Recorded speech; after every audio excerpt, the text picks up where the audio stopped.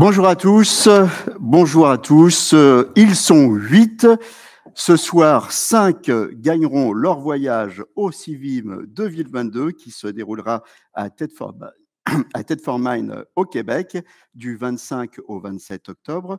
Pour décrocher le sésame, ils devront convaincre le jury. Ils auront 3 minutes chacun pour pitcher, 3 petites minutes pour convaincre le jury du potentiel de leur projet sur le marché québécois. Qui partira? Nous le saurons à la fin de cette soirée, retransmise sur la chaîne YouTube du Civim. Alors, le Civim, Sommet international de l'innovation en ville médiane, c'est l'idée de 2 hommes, de 2 maires, de 2 communes situées de part et d'autre de l'Atlantique. Denis Thuriot, maire de Nevers, que je vous demande d'accueillir et qui va me rejoindre sur scène et qu'on va applaudir chaleureusement. Voilà. Denis, mettez-vous ici. Et puis, Michel Anger, qui est avec nous en duplex. Michel Anger, au Québec. Est-ce que vous m'entendez, Michel? Est-ce que vous m'entendez? Bon, le temps que Michel se... Ah, ben voilà, Michel Anger. Voilà. Alors, pour ouvrir cette soirée, je vais vous demander l'un et l'autre de dire quelques mots. Denis Thuriot, je vais vous passer la parole en premier. Merci Jean-Claude. Bonsoir à toutes et à tous. Je voulais dire à nos amis québécois, bonsoir Michel, que je vois à l'écran, Benoît aussi, que nous étions bien là et que nous entendions tout, mais que tout a été très sympathique, donc il n'y a pas de difficulté. Mais plus sérieusement, voilà, nous étions un petit peu en retard, mais nos candidats étaient eux-mêmes bloqués, je crois, dans un train, donc exceptionnellement, la SNCF était un peu en retard. On lui reporte la responsabilité du décalage horaire. Bien, en tout cas, ravi d'être là. Michel, ravi de te revoir. Et je pense qu'au-delà de ce qu'est le Civim, et Jean-Claude de Rousseau l'a rappelé, c'est aussi un fort partenariat, même une forte amitié entre la France et le Québec que permet ce sommet international d'innovation en ville médiane, qui a été évidemment fortement perturbé pour les raisons que vous connaissez, pour aussi des raisons d'élection, à la fois en France en 2020 et en 2021 au Québec. Mais aujourd'hui, nous retombons sur nos pieds. Et donc, je suis très heureux de pouvoir dire, et j'étais en échange avec son maire tout à l'heure, que donc, ce Civim 2022 se tiendra pas très loin de Shawinigan, j'ai bien compris, mais à Thetford Mines. Et donc, les 8 candidats qui vont à nouveau pitcher ce soir, qui ont été préparés pendant un certain nombre de mois, eh bien, déjà bravo à eux. 5 seront sélectionnés par un jury commun, franco-québécois ou québécois-français, québéco-français, puisque nous allons nous réunir après ces pitchs tous ensemble et essayer de trouver un consensus sur les choix que nous ferons. Dire aussi que quelque part, au-delà de ce Civim que nous avons effectivement, si je puis dire, enfanté, on le dit toujours avec humour, avec Michel Anger, il a 2 papas, c'est la vie moderne. Et donc, nous sommes heureux aussi de le développer aujourd'hui sur un réseau international d'innovation en ville médiane. Voilà, l'idée, c'est que ce concept Civim, qui est une marque, qui a une récurrence, 1 an sur 2 au Québec et en France, donc Nevers à nouveau 2023, qu'on commencera à préparer tranquillement, un Civim augmenté, eh bien, il fera partie intégrante aujourd'hui d'un réseau auquel de plus en plus de villes nous demandent d'être présentes, d'adhérer. Et l'idée de ce réseau, c'est de porter aussi d'autres événements et que ce concept Civim il puisse encore plus appuyer les coordinations, les coopérations entre les villes, comme on dit, à taille humaine chez nous, avec l'esprit Civim qui continuera à faire partie de ce rythme de ce qu'est ce réseau d'innovation des villes médianes. Je voulais remercier aussi nos partenaires qui sont pour un certain nombre présents et leur dire qu'évidemment, on leur a déjà parlé de ce réseau. Il va prendre de l'ampleur. Nous avons, je le redis, en France, le soutien du président de la République Emmanuel Macron, qui nous redonne sa confiance et ce haut patronage. Donc ça veut dire que c'est aussi une ambition portée de montrer que l'innovation, elle est présente sur l'ensemble du territoire français. Donc ce réseau, il va devenir, dans le même esprit que le Civim, une boîte à outils pour aider nos villes médianes à développer leur potentialité, leur permettre aussi de ne pas se retrouver un peu seuls, parce que certaines font l'aveu d'être un peu en retard. Ce n'est pas forcément notre cas, même si on a encore beaucoup à faire à Shawinigan et à Nevers, et puis à Thetford Mines aussi. Et donc, l'idée, c'est d'aider d'autres villes à nous rejoindre et à intégrer aujourd'hui cette innovation qui est dans nos vies quotidiennes et dans nos vies de l'entreprise et pouvoir regarder le futur en face. Et puis, un dernier mot, je suis toujours trop long, mais comme ça, tout le monde le sait. Un dernier mot, mais je vais me corriger, je vais me soigner, c'est que je le dis aussi aux startups qui vont pitcher tout à l'heure, il y en aura 3 qui ne seront pas retenus, si on fait des mathématiques correctes, mais je pense que c'est les mêmes au Québec qu'en France. Eh bien, ces 3-là ont beaucoup de chance puisqu'elles auront un stand sur le CIVIM 2023 à Nevers. Je n'ai pas envie de vous dire concourez juste pour être sur le CIVIM à Nevers, allez aussi au Québec, mais voilà, il y aura aussi une continuité dans tout ça. Merci. J'en connais qui vont mal pitcher exprès pour aller au CIVIM de Nevers en 2023. C'est ça qui va se passer. Michel Anger, vous êtes avec nous. Vous allez accueillir le CIVIM 2022. Plus exactement, c'est Marc-Alexandre Brousseau à TED for Mind qui va l'accueillir. On va lui donner la parole après. Mais d'abord, quelques mots d'introduction, Michel. Merci beaucoup à tous. Salutations aux gens de Nevers. Ça fait longtemps qu'on n'est pas allé par chez vous, alors on a déjà hâte d'y retourner. Effectivement, je suis content pour ma part que le CIVIM revienne au Québec pour sa 2e édition. Pour nous, on a été tout à fait cohérents avec ce qu'on avait mentionné depuis le début du côté du Québec. On veut s'assurer que plusieurs villes de chez nous puissent être en mesure de présenter ce fameux CIVIM parce que l'objectif poursuivi au niveau des villes médianes, c'est de faire la démonstration de notre capacité à innover, à aller plus loin, à être créatif. Alors, déjà, je sais du côté de Benoît, maintenant qu'il y a déjà un engouement assez fort du côté de TED for Mind également pour avoir des kiosques, des stands, comme vous dites en français.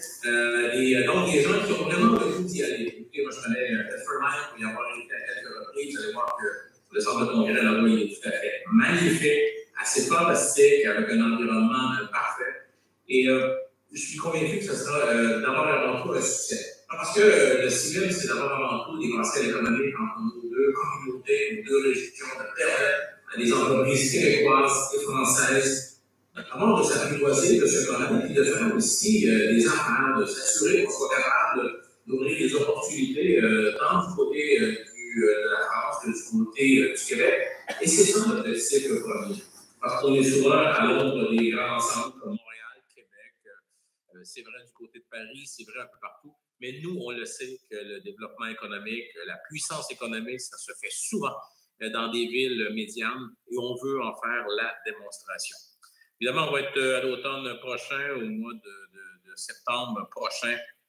Il y a des élections au mois d'octobre au Québec, mais pour avoir discuté avec le ministre de l'Économie actuel, celui qui était notre président d'honneur, alors, bon, il va être en pleine campagne électorale, mais on a son soutien également. Il était très heureux et très content de voir ce qui s'est passé du côté de Shawinigan à l'époque.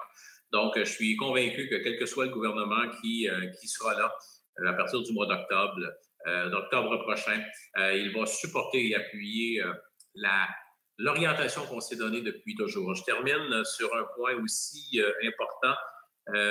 On avait eu un appui extrêmement important de l'Union des municipalités du Québec et du caucus des cités régionales à laquelle Marc-Alexandre et moi, Marc-Alexandre est d'ailleurs le président de ce caucus-là. C'est une des raisons pour laquelle on a ciblé avec succès TED for Mind. Alors, l'ensemble des villes du Québec, incluant les grandes villes, je vous le rappelle, Montréal, Québec, l'ensemble des grandes villes est derrière le CIVIM. Donc, ce sera certainement un beau succès. J'ai déjà hâte en septembre prochain et j'ai hâte de retourner du côté de la France. Alors, bonne chance en terminant aux 8 équipes. Alors, vous pouvez monter tous les 8 sans problème du côté de TED for Mind. Puis nous, on va être avec plaisir à Nevers pour l'édition 2023. Voilà. Merci Michel Anger, on a hâte de vous revoir à Nevers, mais en attendant, on va préparer nos bagages pour aller à TED for Mind. Et Marc-Alexandre Brousseau, vous êtes le maire de TED for Mind et c'est vous, cette année, qui allez accueillir le CIVIM. Vous êtes avec nous, Marc-Alexandre? Je ne vous vois pas, vous m'entendez? Marc-Alexandre? Allez-y, eh bien écoutez... Michel Anger nous a fait rêver avec TED for Mind, faites-nous rêver encore plus. Directement avec mes salutations au père, au père avec un S du CIVIM, donc Michel Anger, que je côtoie très régulièrement, et M. Thuriot, que j'ai eu l'occasion de rencontrer quelques fois, entre autres en allant voir le CIVIM à Nevers, évidemment. Salutations à Benoît Balmana d'IVEO, qui est un partenaire privilégié pour nous dans l'organisation du CIVIM. Donc, et puis à tous les partenaires de l'événement et aux entreprises candidates d'aujourd'hui. Alors, ça me fait un grand plaisir d'être avec vous.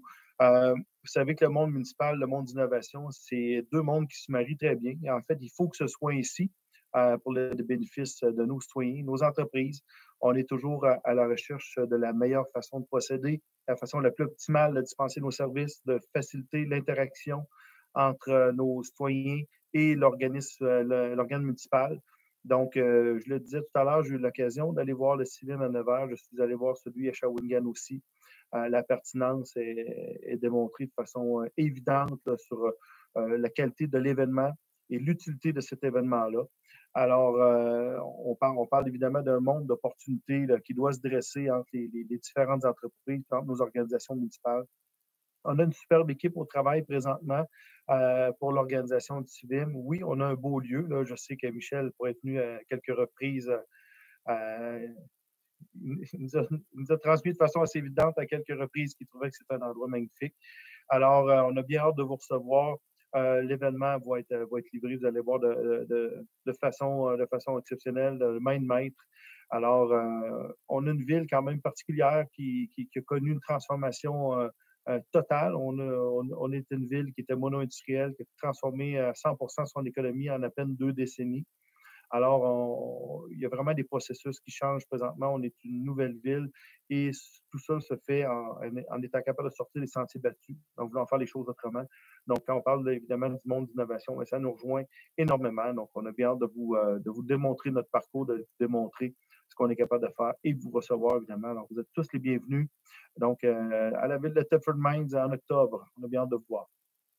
On a hâte de venir vous rendre visite également. Alors, je vais demander maintenant à Alain Boursier de nous rejoindre sur ce plateau pour clôturer ces mots d'ouverture. Alain Boursier, vous êtes vice-président chargé du développement numérique, innovation à l'agglomération. Et le numérique tient une place prépondérante dans le CIVIM. Et je vais vous demander de dire quelques mots sur cette place du numérique. Ah, mais moi, les mots vont être rapides. Je vais mettre la pression déjà aux candidats. Parce que déjà, sommet et innovation, je ne sais pas si vous vous rendez compte ce que ça peut représenter. Donc, il faut être brillant et vraiment apporter des techs qui surprennent, des techs qui sont bien évidemment utiles. Mais en tout cas, les maires de Shawinigan auront eux aussi des techs au travers de leur start-up à présenter. Et j'ai vraiment hâte que tout ce petit monde se rencontre pour que nous soyons, je dirais, bluffés et que nous retirions de tout cela des moments exceptionnels dans l'évolution de l'entreprise en général, mais plus particulièrement du start-uping. La dernière fois que nous sommes montés sur une scène de Niturio et moi-même, c'était avec le groupe Lacroix et Monsieur Pacamicio, où on va en parler tout à l'heure. On va les recevoir, on va en parler tout à l'heure. Et je dirais que maintenant, ça y est, on a l'habitude du succès. Alors donc, maintenant, j'espère que nos candidats vont être dans la même mouvance et qu'ils vont nous impressionner avec leur tech. Merci. Prenez pas la confiance à un boursier, prenez pas la grosse tête. Il est... J'aime bien. Maintenant qu'il a pris l'habitude d'aller sur le tapis rouge, on ne peut plus le retenir. Alors, qui décidera du sort de nos 8 pitchers? Avant de vous présenter le jury, un bref rappel de ce qui s'est passé. Lors des présélections qui se sont déroulées à l'Incube en septembre 2021, 9 lauréats ont été sélectionnés. Ils ont gagné chacun un coaching qui a été réalisé par IVEO au Canada. Le but de ce coaching, c'était de les sensibiliser aux spécificités du marché québécois. Ils ont également remporté le droit de participer à la finale de ce soir. 8 sont allés au bout de ce processus. Ils sont là et ils vont essayer de convaincre le jury que c'est leur projet qui a les meilleures chances de se développer au Québec. Donc ce soir, il ne s'agit pas, on est bien d'accord, de présenter les projets, mais dans le pitch, de dire pourquoi ces projets sont viables et qu'ils ont les meilleures chances de réussir leur implantation au Québec. Alors, pour gagner, il va falloir convaincre des deux côtés de l'Atlantique, côté Québec et côté français. Alors, côté Québec, qui il va falloir convaincre? Eh bien, il va falloir convaincre Michel Anger, bien sûr, qui fait partie de ce jury. Il va falloir convaincre Max-Alexandre Brousseau, le maire de Ted for Mine qu'on vient d'entendre. Il va falloir convaincre Benoît Balmana, qui est le DG d'Iveo, Michel Raté, chef de projet en transition énergétique ville de Lac-Mégantic, et Pascal Lapointe-Manceau, directeur du développement économique de la ville de Lavaltrie. Côté français, ils sont là, donc je vais demander au jury de s'asseoir sur le canapé. On va se faire un canapé Drucker, sauf qu'il est noir, celui-là, l'autre est rouge. Donc, il y a Denis Thuriot, le maire de Nevers, Alain Boursier, maire de Gimouille et vice-président numérique à Nevers-Aglo, Alain Malka, qui est dans la salle et qui va nous rejoindre, et qui est DGS Mission Écoterre France et Territoire Numérique, Côme de Bagneux, qui est directeur des services à la Banque des Jardins. Vous savez quoi? On va les applaudir un peu parce que cette salle dort. Voilà, on se réveille. Et Sébastien Pusca, délégué au développement économique et aux relations internationales. Il est où, Sébastien? Je ne le vois pas. Il est par là, il va arriver. Alors, pendant que il est en visio. OK, voilà. Bon, bonsoir Sébastien. Benoît, un petit mot sur ce coaching et le déroulement de ce coaching. Comment ça s'est passé? Benoît Balmana. Oui, bonjour à tous. En fait, on a travaillé avec plusieurs partenaires au Québec, notamment le ministère de l'Économie et de l'Innovation, pour premièrement faire comprendre aux entreprises françaises les spécificités du Québec. On sait que quand on va sur un nouveau marché à l'international, c'est important de comprendre les spécificités, des fois les différences aussi au niveau de la culture, bien sûr, au niveau de la réglementation, au niveau des enjeux. Donc, une approche plus collective avec le ministère pour faire comprendre aux candidats ces différentes spécificités. Et puis ensuite, une approche un peu plus personnalisée avec chacune des entreprises, où on a essayé, à travers des rencontres qualifiées, de leur faire comprendre l'environnement dans leur secteur au niveau du Québec, pour qu'elles puissent justement, comme vous le mentionnez, identifier les opportunités, peut-être les menaces aussi, et voir comment orienter leur développement pour avoir une place de choix pour entrer sur le marché québécois. Je remercie mes deux collègues, Mathieu et Anastasia, qui ont principalement apporté ce support aux entreprises. Et on a hâte de voir donc maintenant qu'est-ce qui a été retenu par les entrepreneurs et de les écouter pour sélectionner donc les 5 qui pourront venir au civil et on espère pénétrer le marché québécois avec leurs solutions. Benoît, un exemple de spécificité du marché québécois? Je pense que la spécificité première qui va venir en tête de tout le monde, c'est bien sûr notre hiver. On a une saisonnalité bien particulière qui fait que certaines technologies qui peuvent marcher peut-être en Europe ont des fois plus de difficultés à s'implanter chez nous pour des raisons purement météorologiques. Donc, il faut adapter les technologies à ces enjeux-là. Et aussi, au Québec, vous savez, c'est un territoire qui est très, très vaste et qui est très grand. Donc, parfois, les distances aussi peuvent causer certains enjeux à résoudre pour les entreprises. Donc, il y a plusieurs spécificités comme ça qui doivent obliger les entreprises à parfois modifier leur développement de produits, leur modèle d'affaires pour répondre donc à ces enjeux particuliers. Eh bien, merci Benoît. Voilà, le décor est planté. Donc, vous connaissez le jury québécois, vous connaissez le jury français, 5 Québécois, 5 Français, hein, c'est parité parfaite des deux côtés de l'Atlantique. Vous connaissez les enjeux, 5 voyages à gagner pour Ted for Mine. Donc maintenant, place à la compétition. Ils vont tous venir pitcher. Alors, je rappelle qu'ils pitchent sur la capacité de réussir au Québec. Et la première qui va nous rejoindre, c'est Aglaé, qui va nous présenter le végétal luminescent. Elle est où, Aglaé? Aglaé, elle est ici. Aglaé, je vous rappelle les règles du jeu. Bonjour. Voilà, un micro. Aglaé, je vous rappelle les règles du jeu. 3 minutes pour pitcher. Vous pouvez rester devant, comme ça on vous verra. Enfin, vous vous mettez où vous voulez, où vous vous sentez à l'aise, Aglaé. 3 minutes pour pitcher, je déclenche le chrono et 2 minutes pour que le jury puisse vous poser des questions, s'il en a. OK, c'est parti. 3, 2, 1, 0. Allez, partez. Bonjour à tous, je m'appelle Sophie, je suis la fondatrice d'une start-up qui est spécialisée dans la biotechnologie et en particulier dans une technologie qui s'appelle la luminescence végétale. Donc la luminescence végétale, c'est une innovation qu'on a créée, on est incubé aux Arts et Métiers de Paris. Donc c'est une technologie qu'on a complètement inventée et qui consiste à créer de la lumière grâce aux vivants et notamment grâce aux plantes. Donc chez Aglaé, on est une équipe féminine, on est 7 personnes, dont presque la moitié dédiée à la recherche et l'autre moitié dédiée à la création, notamment à la design et scénographie.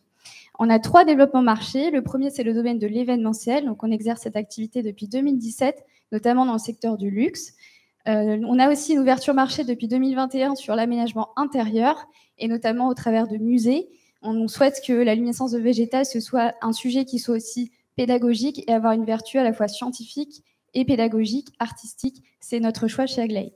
Le troisième marché, c'est aussi les collectivités territoriales, puisque c'est une technologie qui pourrait réduire de façon considérable nos consommations électriques pour les villes de demain, donc réduire les consommations des lampadaires pour pouvoir les remplacer par des éclairages plus doux. Voilà, je parlais très vite.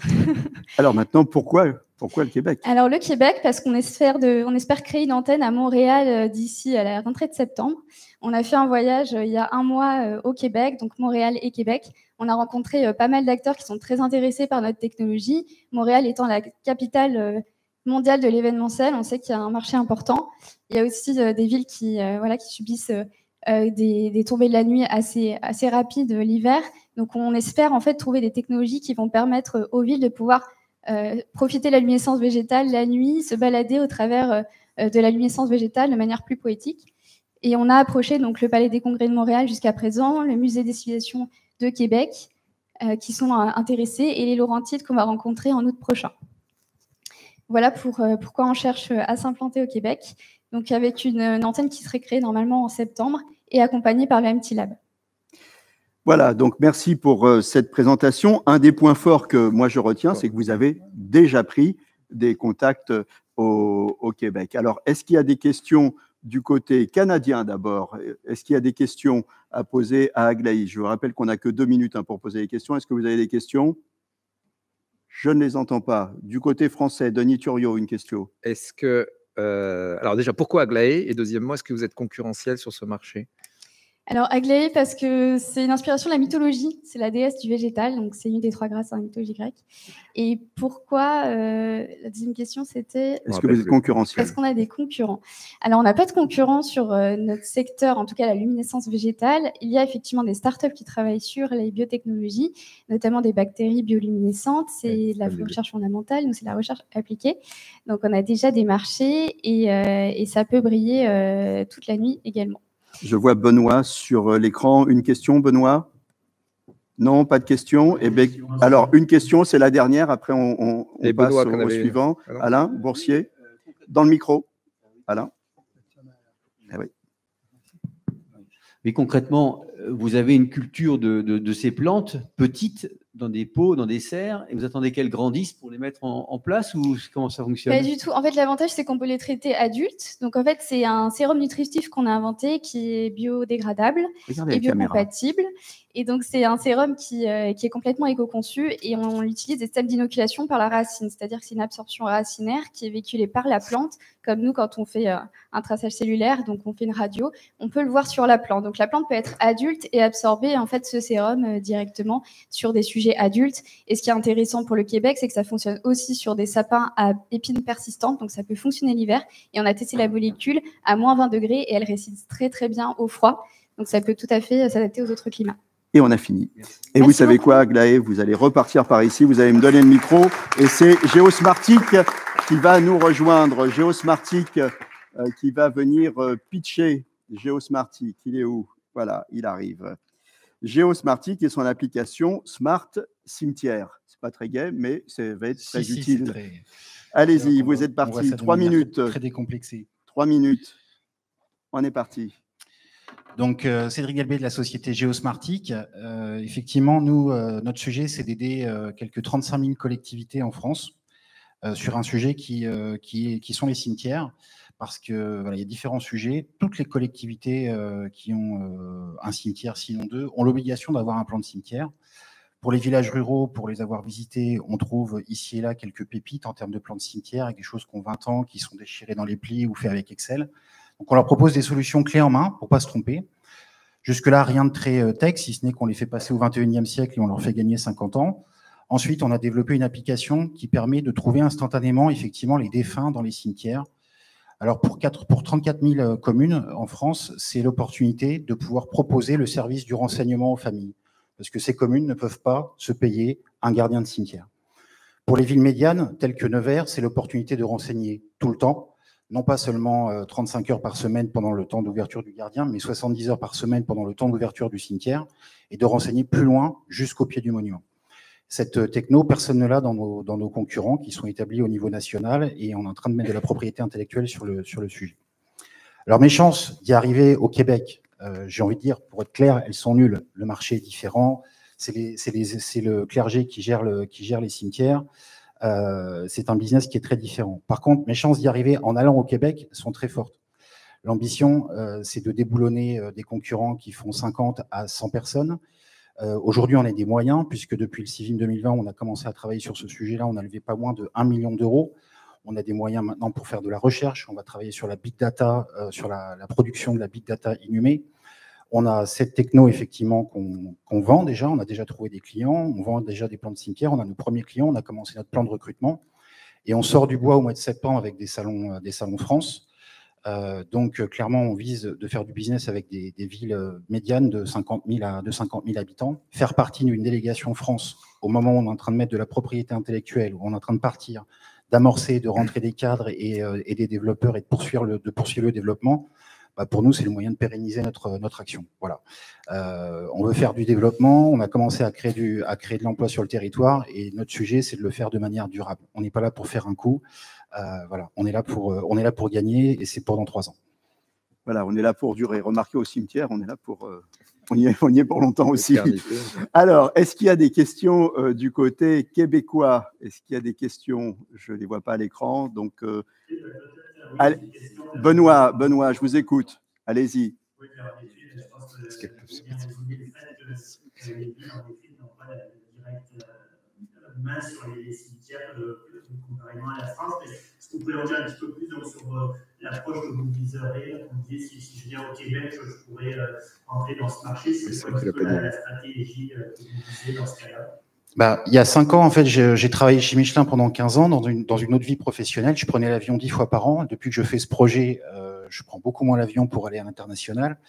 Et simplement, au-delà du joke et du fait de prendre l'avion pour aller au Québec, c'est de faire partie d'une délégation France qui part à l'international, sur laquelle on va pouvoir faire de la communication à un moment où on va être très visible en termes de positionnement marché au mois de septembre. C'est toute cette communication en rebond dont on va pouvoir profiter. Je suis sûr que dans cette délégation, il y aura des élus, il y aura des Alain Melka, il y aura d'autres personnes qui vont nous permettre de faire du rebond vers des villes médianes. C'est cette visibilité que vous travaillez au niveau CIVIM, que vous plantez depuis des années, dont on veut profiter. Voilà, une réponse stratégique et très très claire. En tout cas, vous avez une vraie stratégie. Une question du côté français, Alain Melka, et ce sera la dernière question. Après, on passe à H2K. Vous parliez de 34 000 communes en France, donc il y a beaucoup plus de cimetières, hein, puisqu'il y a des communes qui ont plusieurs cimetières. Vous avez déjà mis en place votre système? Alors, on a déjà pu vérifier. Donc, ça fait 18 mois, CIVIM 2020, qu'on travaille sur les cimetières. Donc là, on est en train de vendre j'ai le panneau de la première commande sur les plans de cimetière. Et là, le 15 juin, j'aurai le panneau de la première commande sur le premier cimetière connecté qui sera fait. Il y en aura un dans le Morvan, un dans la Nièvre. Et commercialement, c'est hyper puissant, puisqu'ensuite, on pourra aller dans le Val-de-Marne, les faire réagir sur leur cimetière, et leur dire, regardez dans la Nièvre et regardez dans le Morvan comment on est équipé, et on va pouvoir déployer partout. J'aurai plaisir à vous présenter ça si vous le voilà, donc encore une fois, une belle stratégie de développement. Je vous remercie, on l'applaudit. Et puis, vous connaissez le circuit, on descend par ici, et H2K monte de l'autre côté. H2K, on accueille tout de suite, et puis qu'on encourage aussi un petit peu. Allez, on ne va pas être avare de nos applaudissements. H2K, alors ça va faire vroom vroom avec vous puisqu'on est dans le monde de la moto et de la compétition. Normalement, ça ne fait pas de bruit, justement. Ah bon, alors ça ne fait pas de bruit. Allez, on est parti. Donc, bonjour à tous. Moi, je suis Emmanuel Hainaut, je suis directeur général de Texis Group. Texis Group, qui est une société implantée à Nevers, dans les environs de Nevers depuis une vingtaine d'années. Et le projet H2K est porté par notre filiale H2 Motronics, qui est basée à l'incubateur, l'incubateur de start-up de Nevers. Donc, Texis Group existe depuis 20 ans. C'est une quarantaine de salariés, 6 millions d'euros de chiffre d'affaires. On est implanté à l'international et on est spécialiste dans la mesure embarquée en environnement complexe. Donc, on maîtrise différentes technologies, l'infrarouge, l'extensiométrie, la fibre optique, la communication sans fil, les centrales inertielles, les pressions aérodynamiques, etc. On travaille principalement sur les marchés de niche, donc la R&D des constructeurs automobiles, les sports mécaniques, l'aéronautique et le ferroviaire. Et le projet H2K, en fait, est venu de notre passion pour la compétition et l'innovation.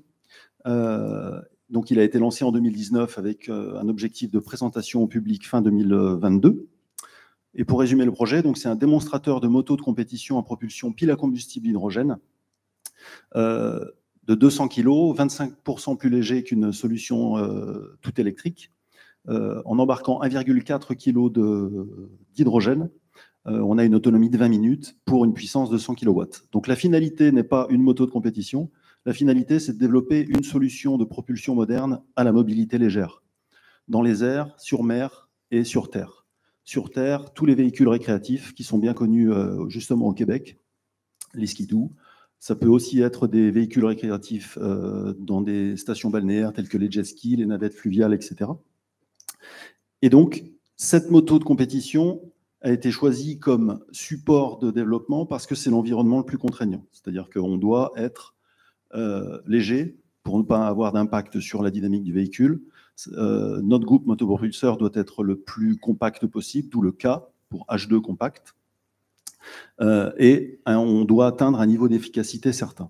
Donc la solution qu'on propose, nous, c'est un accompagnement à 360 degrés, c'est-à-dire sur base d'un cahier des charges client, d'intégrer la brique technologique sur un véhicule que souhaite propulser l'entreprise. On offre une solution technique développée spécifiquement autour de l'écosystème hydrogène, avec notre cœur de métier, c'est-à-dire tout ce qui est la mesure embarquée, les capteurs de débit, détection de fuite, liés à l'hydrogène et la sécurité, et le logiciel de commande de tout l'écosystème hydrogène, ainsi que la batterie haute performance. Donc pourquoi ça peut présenter un intérêt pour le Québec ? C'est que le Québec peut jouer un rôle clé dans la production d'hydrogène vert grâce à sa production hydroélectrique. Et le Québec a une position unique. C'est-à-dire que la position unique en termes de fiabilité et de production bon marché est définitivement là. Le Québec est aussi doté d'une expertise grâce aux universités de Trois-Rivières et différents instituts de recherche d'Hydro-Québec et de l'Institut de recherche hydrogène.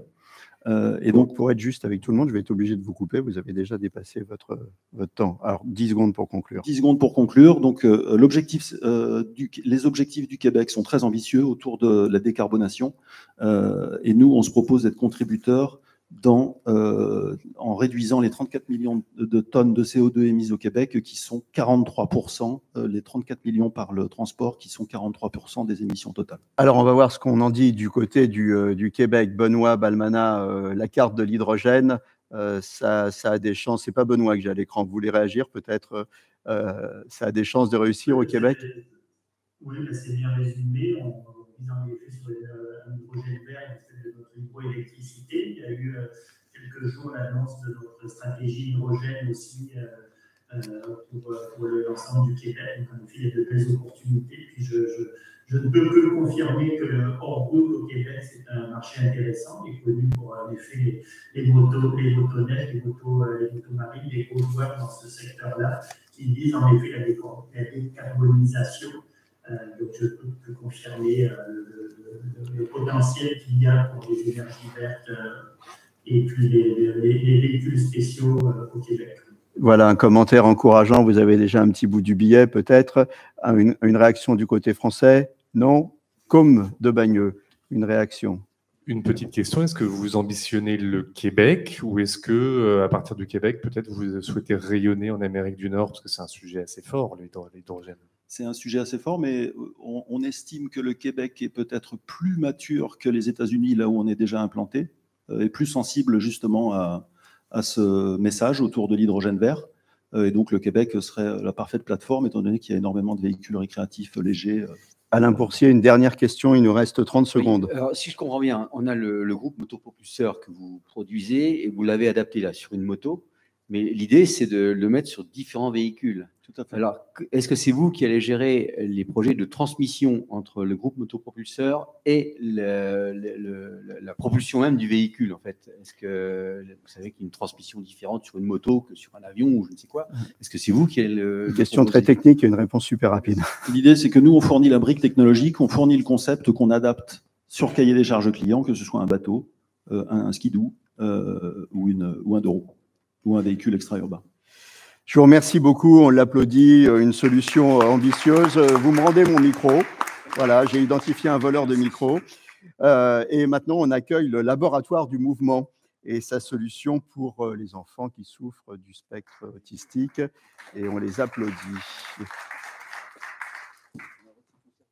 Alors, le laboratoire du mouvement. Allez-y, 3 minutes pour pitcher. Vous êtes prêts? Dans une salle derrière. Allez, c'est parti. Je déclenche le petit chrono. Bonjour à tous, je suis Axel Biard, statisticien et chef de projet du projet Plume sur le laboratoire du mouvement. C'est un projet qu'on a démarré à la suite du CIVIM. Le but était de permettre l'inclusion des jeunes du trouble du spectre autistique dans des salles de classe conventionnelles et puis surtout de s'assurer de leur non-exclusion. C'est un projet qui a beaucoup évolué depuis 6 mois, puisqu'on a réussi la première phase et une partie de la deuxième. La première phase consistait à faire accepter aux jeunes TSA le casque à réalité mixte sur la tête. Et sur les 7 jeunes qu'on a eus sur la cohorte de l'ADAPI, on en a eu 6 sur 7 qui sont aptes et qui ont montré une interaction intéressante avec les logiciels qu'on leur a proposés. Et puis, donc, au fur et à mesure du temps, la phase 2, qui consistait à mesurer les battements cardiaques des jeunes pour constater un apaisement, a aussi montré des points positifs, puisqu'on a constaté en moyenne une baisse des BPM de 17 points, donc ce qui est relativement significatif. D'autre part, le CIVIM nous a apporté un point important, c'est une relation avec l'Institut universitaire de Trois-Rivières sur les jeunes TSA et déficiences mentales, où on s'est accordé sur un gros challenge ensemble, en tout cas avec Monsieur Hébert. Le but principal est de faire en sorte qu'on puisse effacer l'alexithymie des jeunes TSA. Donc l'alexithymie, c'est le manque d'interaction avec les jeunes TSA et le monde qui l'entoure. Le fait qu'ils ne comprennent pas qu'on puisse tous être différents. Donc on joue sur la plasticité cérébrale pour justement essayer de reconnecter certains chemins, certains passages de leur interaction avec les autres, et qu'ils puissent ensuite intégrer la société telle qu'on la connaît et telle que nous la connaissons. Donc ce challenge est relativement important, il va essayer d'être porté. Ce qui nous intéresse surtout, c'est dans un premier temps, comme le trouble du spectre autistique est un trouble qui nous touche tous, qu'on soit au Canada, en France, en Chine, peu importe. Le but étant de proposer une solution adaptée pour tous ces jeunes, et puis ensuite essayer de faire en sorte que les logiciels qu'on propose puissent être mis en place un peu partout avec des casques qui existent déjà et des logiciels qui sont déjà prêts. Alors, pour convaincre le jury de vous donner ce billet pour le Canada, c'est quoi votre point fort? Notre point fort, c'est de proposer une solution à la non-exclusion des personnes atteintes par le trouble. Et pourquoi le Québec particulièrement? Parce que ce sont les leaders déjà sur l'handicap et l'accompagnement. Ils ont des structures que nous, en France, n'avons pas encore. Qu'ils ont des protocoles et des phases expérimentales bien plus poussées et bien plus avancées que les nôtres en France. Je vous remercie. Une réaction du côté du Québec. Alors, cette société, elle a déjà développé un partenariat avec l'Université de Trois-Rivières, donc elle a déjà posé un petit pied. Hein. C'est bien ça. Alors oui, si vous permettez, effectivement, Trois-Rivières a une excellente expertise du côté des TSA. D'ailleurs, un projet pilote à Shawinigan pour faire en sorte que 11 jeunes avec des problèmes comme tels ou des déficiences intellectuelles ou des troubles du spectre de l'autisme sont maintenant en appartement supervisés également au niveau logistique par des gens de l'Université du Québec à Trois-Rivières. Et je vous avoue bien honnêtement que ce casque-là m'intéresse particulièrement. C'est vraiment un outil supplémentaire qui permettra justement de permettre l'intégration de de ces jeunes adultes et les moins jeunes adultes. Alors, je reçois très bien cette belle opportunité. Voilà, vous avez déjà un prospect au Canada. Une réaction du côté français, Denis Thuriot. En quelques mots, concrètement, quels sont les progrès que vous avez pu constater, changements de comportement sur les 6 jeunes que vous avez testés? Alors, c'est surtout avec le casque sur la tête que les progrès ont été aperçus, surtout qualitatifs. Il y a eu des échanges. On avait des jeunes qui ne pointaient pas. Ça peut paraître un peu bête pour nous autres, mais des jeunes qui ne pointent pas ce qu'ils veulent du doigt. Et on a constaté une meilleure éloquence, une facilité à interagir, à garder le contact aussi avec les autres, à regarder dans les yeux, à échanger. Et c'est toute l'équipe qui encadre, donc les éducateurs, en l'occurrence du Sage de Coulanges, donc une petite ville à côté de Nevers, qui nous a fait ce retour avec un apaisement, une fréquence des crises comportementales moins présentes aussi, et sur les journées où nous, on était avec eux. Alain Melka, une dernière question. Que ce soit chez nous en France ou à Québec, vous travaillez avec le public, avec le privé? Comment ça se passe? On a un laboratoire privé conventionné avec l'Université de Reims. Et pour le coup, on a mis en place, grâce à Microsoft et le casque à réalité mixte de Microsoft, HoloLens, des logiciels dans le but de créer des interactions avec les jeunes. En fait. Voilà, un très très beau projet. On l'applaudit et il a toute sa place au Canada.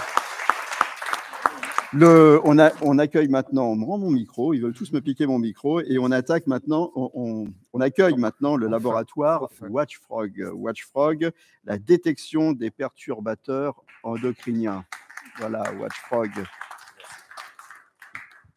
Vous me dites quand vous êtes prêt, je déclenche mon chrono. C'est bon? On est parti? Bien. On est parti. Allez, on est parti, on y est. Alors, bonjour à tous, bonjour au Québec. Effectivement, le laboratoire WatchFrog est exclusivement dédié aux perturbateurs endocriniens, qui sont toutes ces substances chimiques qui nous entourent, qui sont dans notre environnement et qui menacent à la fois notre santé et la santé de l'écosystème, qui peut être d'ailleurs lié avec les phénomènes pathologiques qui viennent d'être évoqués précédemment. Alors, notre laboratoire, effectivement, est particulièrement intéressé par ce qui se passe au Québec, parce que c'est au Québec, d'abord, qu'il y a une vraie conscience environnementale. Et je vous rappelle que le Canada a été le premier pays dans le monde à interdire le bisphénol A dans les biberons. Et que le Québec, justement, a investi dans la création d'un centre d'identification des perturbateurs endocriniens au sein de l'Institut national de la recherche scientifique québécois. Parce que, au fond, quand on interroge les Québécois, 72% d'entre eux sont préoccupés par la présence des substances chimiques dans leur alimentation, dans leur environnement, dans la pêche.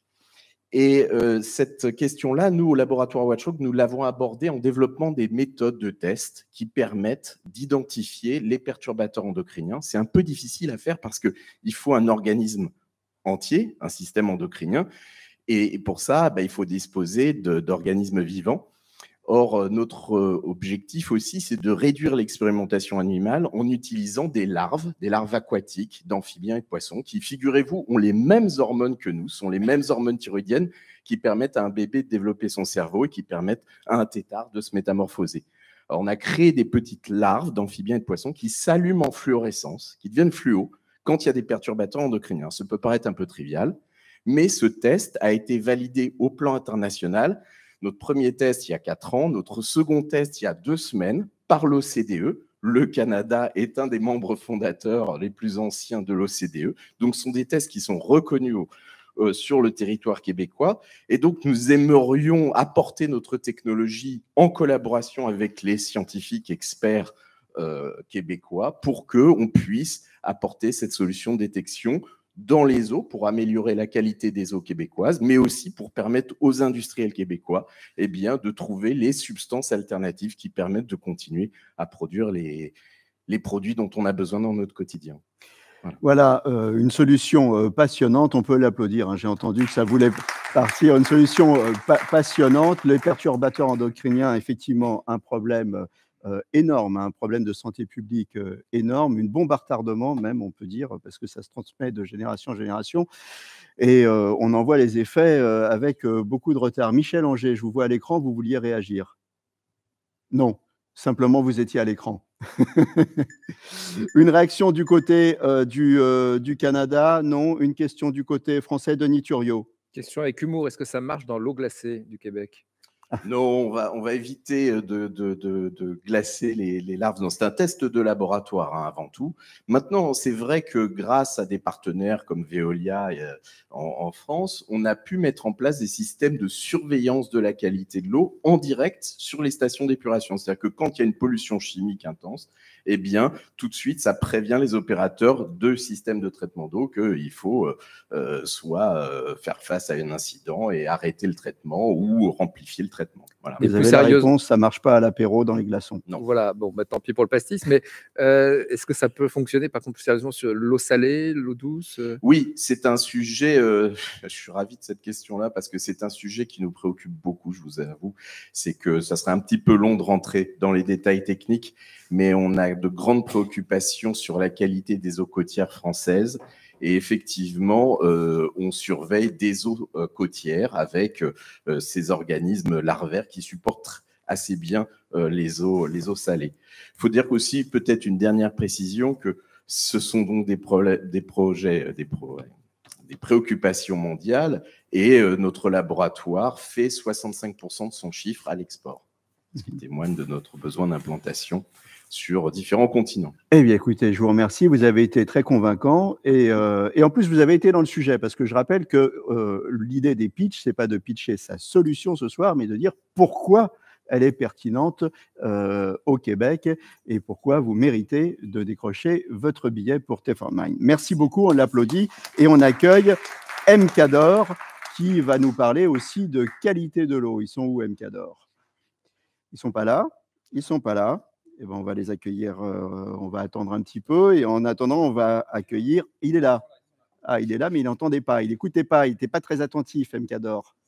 Ça commence très, très mal, très, très, très, très mal. On va rattraper ça. Allez, on est parti pour un pitch. Vous me dites quand vous êtes prêts. On est parti. Allez, 3 minutes. Bonjour à tous, merci beaucoup pour l'invitation. Donc, je m'appelle Rodolphe Vogt, je suis le CEO et cofondateur de MKdor. Chez MKdor, on fait des caméras intelligentes pour soulager les opérateurs qui ont des tâches d'inspection visuelle fastidieuses à faire. Un des exemples d'utilisation de nos caméras, c'est par exemple des caméras qu'on va installer dans les UTE, les usines de traitement des eaux. On va les mettre dans les bassins d'eau et elles vont détecter en fait les variations des bassins pour éviter le gaspillage quand il y a des surdoses ou des sous-doses. Alors, pourquoi est-ce que le CIVIM, pour nous, c'est très intéressant? C'est parce que ça, c'est un sujet majeur au Québec, puisqu'ils ont un déficit de main-d'œuvre au niveau des usines de traitement des eaux, les jeunes ne sont plus intéressés par la filière de l'eau, et enfin, je parle sous le contrôle des personnes du Québec, et apparemment, ça a l'air d'être vraiment un gros sujet. Et nous, on ne compte pas résoudre tout ce problème-là, mais on veut apporter notre brique à l'édifice en mettant nos caméras pour soulager les opérateurs de cette tâche fastidieuse de contrôler les bassins. Donc ça, c'est le sujet pour lequel on pense qu'on a un vrai intérêt au Québec. Et le deuxième sujet, c'est que nous, on a tout de suite déjà créé une entreprise, donc on a pris un peu d'avance au Canada. Donc on a une entreprise immatriculée là-bas, puisqu'on a commencé à avoir des clients depuis cette année et l'année dernière.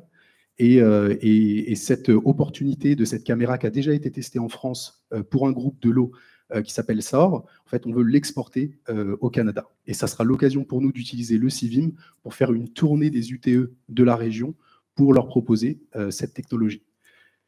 Et pour ne rien vous cacher, s'il me reste un peu de temps. Il nous reste du temps, allez-y. Il nous reste du temps. Ma compagne est canadienne. Donc, du coup, j'ai une motivation aussi personnelle, en plus de l'intérêt du marché et de la technologie. Donc, il y a un alignement de planète pour moi qui m'intéresse beaucoup à aller implanter notre technologie au Québec. Maintenant, il y a beaucoup d'autres raisons et beaucoup d'autres utilisations de nos caméras intelligentes. On est en discussion avec CN, donc la compagnie des chemins de fer canadiens, pour justement utiliser nos caméras chez eux. Alors nous, on travaille beaucoup avec la SNCF en France, et la SNCF en France, elle a un avantage sur tous les pays, c'est qu'il y a une grosse densité du réseau, donc on a des technologies qui sont faites pour supporter des grosses densités. Mais le Canada, ils sont totalement différents, non seulement du côté météo, mais du côté où ils ont des grandes superficies, donc le ferroviaire est moins développé, donc ils ont accès à moins de startups qui ont des technologies avancées sur le marché pour solutionner leurs problèmes. Donc on travaille en collaboration avec une société canadienne qui s'appelle Pegasus Imagerie, pour justement essayer de proposer des solutions dans la maintenance ferroviaire. Donc on a vraiment deux champs d'action bien identifiés, des contacts bien identifiés et un intérêt vraiment déclaré pour aller au Québec. Voilà, un Merci. intérêt déclaré. Vous avez déjà pas un pied, mais 2 pieds là-bas, puisque C'est ça. vous avez une compagne et une société. Donc, vous êtes complètement opérationnel. Une réaction du côté Québec, une question du côté Québec, peut-être. Est-ce qu'il y a une question? Juste peut-être comment vous arrivez à gérer deux marchés complètement différents, la thématique de l'eau et la thématique ferroviaire. Vous êtes encore une petite structure. Comment gérer un peu les priorités entre ces deux marchés qui sont complètement différents? Alors nous, on est vraiment focalisé, merci pour la question, sur la technique. Donc, c'est-à-dire que nous, on vend des caméras intelligentes qui s'appliquent à beaucoup de métiers et d'industries différentes. Donc, on a 300 caméras intelligentes déployées aujourd'hui dans la logistique, dans le transport, dans les usines de traitement des eaux, même dans l'agriculture, dans la viticulture. Donc, pour nous, ce qui est important, en fait, c'est l'intelligence artificielle qu'on met dans nos caméras. Et finalement, ça s'applique en fait assez rapidement à un nouveau marché. Une question du côté français, peut-être? Denis Thuriot, Alain Boursier. Alors, Alain en premier parce qu'il a le micro et Denis après. Je n'ai pas celui-là, moi, je suis là. Vas-y, Alain, je t'en prie. Non, vas-y, Alain. Oui, moi, il y a un truc que je comprends mal. La caméra, elle est intelligente, d'accord, mais c'est surtout l'écran et la transformation de l'image qui est plutôt intelligente que la caméra. La caméra, elle n'a pas forcément d'intelligence. C'est le traitement de son image qui est intelligent. C'est ça, c'est purement marketing. C'est purement marketing, c'est ça. Bon, évidemment, la caméra en elle-même, on peut s'adapter à toutes les caméras du marché, mais en fait, on met une intelligence derrière qui permet de traiter les images et la vidéo pour en faire ressortir de l'information. Et pour réduire ça à quelque chose de compréhensible, caméra intelligente. Denis Thuriot, pour rester sur la technologie, une question aussi dans le micro. Il fonctionne. Pour rester sur la technologie. Dans le micro. Ah oui. Pour rester sur la technologie de la caméra, et vous disiez tout à l'heure que ça permettait d'identifier des surdosages ou des sous-dosages de stations de traitement des eaux. Il y a des produits qui ne sont pas visibles. Alors, vous avez des sondes, des capteurs en plus. Comment ça fonctionne? Alors, en effet, on s'adapte avec différentes panoplies de capteurs, de turbidité. Il y a différents capteurs qui fonctionnent avec le nôtre. Mais nous, on est focalisé sur l'image, qui a l'avantage immense sur les autres capteurs, c'est d'avoir un retour objectif, que quand l'opérateur, même quand il est à distance, même quand il est de retour chez lui, il n'a pas besoin de revenir à la station. Il peut regarder l'image comme s'il était la tête sous l'eau. Donc, c'est vraiment l'idée de développer à fond l'image et l'image uniquement. Merci beaucoup, on l'applaudit. Et on va accueillir maintenant Vialytix qui va nous parler de l'état des chaussées. Et Dieu sait s'il y aurait à dire sur l'état des chaussées. Alors, est-ce que les chaussées québécoises sont en meilleur état que les chaussées françaises? Je ne sais pas, vous allez nous le dire. Vous nous dites quand vous êtes prêt à commencer à pitcher. Je suis prêt. Allez, on est parti. Alors, quand j'étais petit, je me suis cassé le bras. Alors, pas à cause d'un sport extrême, à cause d'un nid de poule. Et si vous demandez autour de vous, vous verrez que ça arrive à beaucoup de personnes. Et c'est vrai, l'état des routes est en décadence dans le monde entier. Pourquoi? Parce qu'on a des infrastructures vieillissantes qui demandent de plus en plus d'entretien et de l'argent. Alors, d'où la naissance de Vialytix, qui a pour but de répondre à cette problématique en proposant un petit rappel sur la solution en 3 étapes. Donc, une solution smartphone pour cartographier automatiquement la voirie. Une deuxième étape qui est l'intelligence artificielle, qui va automatiquement analyser les photos et en déduire les types de dégradation. Et la troisième étape, une plateforme en SaaS pour exploiter la donnée pour les gestionnaires de patrimoine, qui sont principalement des collectivités. Alors, on est ici aujourd'hui pour aller au Québec et j'aimerais souligner 4 arguments au jury. Le premier, c'est le Québec, le territoire propice. Pourquoi? Parce que Benoît l'a rappelé, on fait face à un climat qui est extrême au Québec. Et forcément, il impacte beaucoup plus la voirie qu'en Europe, qui demande beaucoup plus d'entretien régulier. Le deuxième point, c'est aussi qu'on a des réseaux très vastes, très étendus, et qui sont dépendants de tous les déplacements au Québec, parce qu'il y a beaucoup moins de chemins ferroviaires qu'en Europe. Le deuxième argument, c'est aussi notre vocation internationale. En ce moment, on est en train de lever une série A d'investissement de 10 millions d'euros pour justement s'implanter et confirmer notre intérêt à aller à l'international. Le troisième argument, c'est la maturité de notre technologie et sa capacité à se déployer à grande échelle. Alors ici, j'aimerais souligner plusieurs points. Donc, on existe sur les marchés depuis 5 ans. On a réussi plusieurs expansions, notamment en Allemagne, en Pologne, en Suisse. Donc, on sait ce que c'est d'adapter un produit et l'effort a été plutôt modeste. On travaille déjà avec 200 collectivités. Et on a aussi une intelligence artificielle qui, avec le temps, en fait, s'améliore et se perfectionne. Et enfin, on a aussi une technologie qui est dédiée à tout type de collectivité. J'aimerais le rappeler parce que cet événement parle des villes médianes et on ne parle pas seulement à une solution aux métropoles, mais à tout type de collectivité pour justement répondre à la fracture territoriale.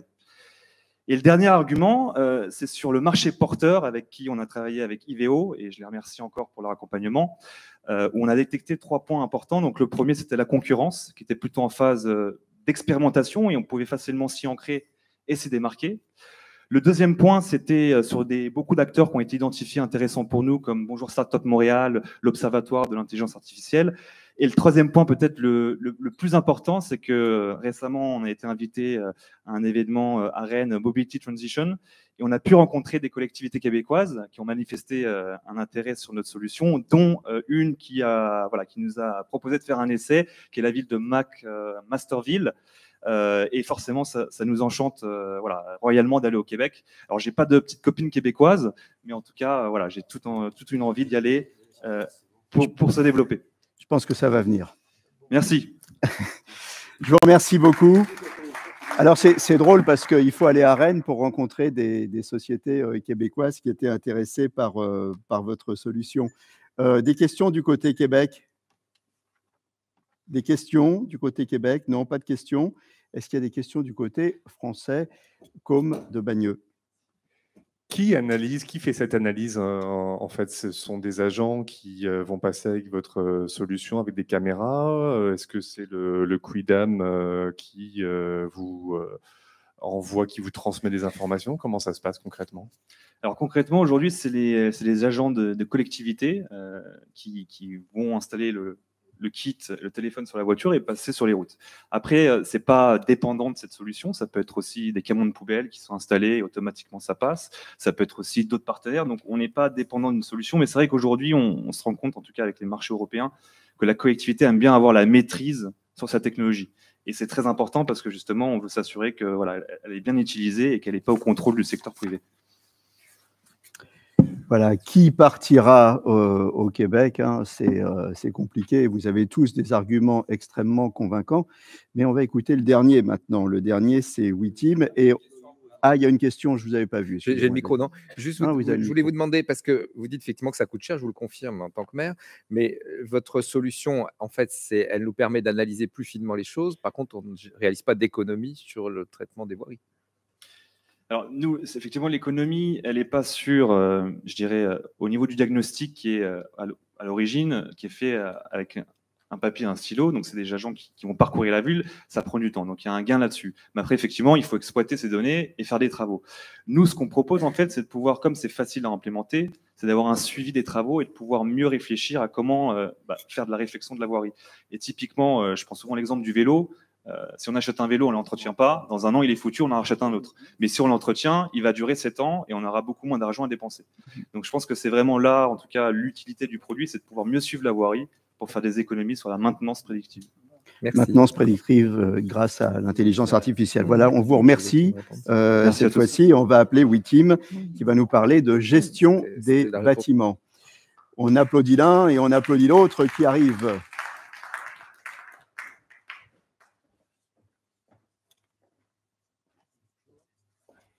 Allez-y. Allez, c'est parti pour 3 minutes de pitch. W, toujours la dernière lettre. Eh oui. Donc, James, je suis président et fondateur de WeTeam, donc une start-up dijonnaise. On est positionné sur ce qu'on appelle la démocratisation des données du bâtiment. Donc, l'idée, c'est de permettre à tous les acteurs qui sont en exploitation, donc les collectivités, les hôpitaux, de pouvoir manipuler leurs jumeaux numériques sur tout leur cycle de vie. Donc, on intervient, on a développé une application web qui permet de manipuler ces données dans un format standard, donc le format qui est demandé généralement par les maîtres d'ouvrage, qui demandent à des entreprises de concevoir des bâtiments et à la fin de leur livrer ce qu'on appelle un jumeau numérique dans un format standard. Le gros problème aujourd'hui, c'est que ces collectivités ne savent pas utiliser ce format standard. Donc généralement, c'est des fichiers qui restent à côté, qui ne sont pas utilisés, et on se retrouve avec beaucoup d'efforts perdus, et toujours la question que les gens se posent, à quoi ça sert le BIM en exploitation? Donc c'est un grand enjeu, on va dire, dans le domaine des acteurs. Et les villes et les collectivités, justement, on a envie qu'elles utilisent ce BIM. Donc on est là pour faire sauter ces verrous, de simplifier, de rendre accessible cette donnée et d'aider le passage de la donnée en conception-construction des experts vers l'exploitant, de simplifier tout ça. Au niveau du marché canadien, donc l'année dernière, on a fait toute une action de prospection avec Business France, où on a identifié une quarantaine d'entreprises, donc qui sont plutôt en construction, mais qui sont en lien avec les clients, hein, les utilisateurs de la data, parce que c'est un peu notre approche. On utilise ces prescripteurs pour aller vers les utilisateurs de la data. Donc, on a validé le marché. Il y a aussi, au niveau du Québec, ce qui est intéressant, c'est qu'en 2021, il y a un gros plan d'action pour la construction qui est justement d'aider à que toutes les entreprises se mettent dans ce mouvement pour que les maîtres d'ouvrage, qui sont les donneurs d'ordre public, aussi puissent y voir un intérêt, etc. Donc, tout le monde travaille dessus. Donc, il y a un plan d'action avec des grosses sociétés québécoises qui a été initié l'année dernière, donc toute une feuille de route. Donc, on s'inscrit pile dans cette logique de trouver des marchés early adopters, ce qu'on appelle early adopters. Et ensuite, on est en contact avec des entreprises canadiennes, donc Pomerleau, Modern Niagara, MDSL, donc bureau d'études, agence d'architectes. Donc l'idée du CIVIM, c'est de pouvoir rencontrer des collectivités pour identifier des cas d'usage, justement, qui sont associés à cette exploitation de données. Ça tombe aussi, on est en train de travailler avec un bailleur social sur un pilote sur l'optimisation énergétique suite à un programme de rénovation de bâtiments qui sera déployé cet automne. Donc, ce sera l'occasion aussi de montrer notre pilote sur des logements sociaux, comment notre plateforme, on la connecte avec d'autres plateformes d'objets connectés, avec des fournisseurs de données en énergie, pour montrer que derrière, qu'on peut arriver à piloter ces bâtiments puis faire des optimisations énergétiques. Donc, c'est un gros sujet dans le bâtiment. Donc, voilà, écoutez, on est pile dans le temps. Voilà. Donc, un des objectifs, identifier des cas d'usage. Voilà. Est-ce qu'il y a des questions du côté Québec? Québec, est-ce que vous avez des questions? Alors, je n'ai pas de questions pour l'instant, ou alors je ne les entends pas, on va les reprendre après. Est-ce qu'il y a des questions du côté français? Le jury, Alain Boursier, une question? Plusieurs questions. Plusieurs. Là, je vois OpenBeam. Est-ce que c'est de l'open data ou qu'est-ce que c'est l'open source? En fait, c'est un format qui est ouvert, hein, donc c'est un format data qui est ouvert. Donc, ça veut dire que toutes les disciplines du bâtiment sont modélisées dans un référentiel standard, un ISO, qui dit l'électricité, les objets du bâtiment d'électricité fonctionnent comme ça, se décrivent comme ça, etc. Donc, c'est des modèles de données qui sont, on va dire, ce qu'on appelle en graphe, hein, c'est des graphes de données, donc c'est de la donnée qui est organisée en référentiel. Donc, c'est des disciplines, voilà, du bâtiment qui sont modélisées numériquement. Donc, elles sont ouvertes. Donc, c'est ouvert. Donc, ça veut dire que l'idée, c'est d'être une plateforme interopérable. Donc, on peut. L'idée, c'est que l'utilisateur final possède son jumeau numérique. Parce qu'aujourd'hui, ce qui se passe, le jumeau numérique, il y a plein de solutions qui existent, mais qui sont en format propriétaire. Donc, la collectivité se retrouve dépendant d'un format propriétaire et ne peut pas changer de prestataire.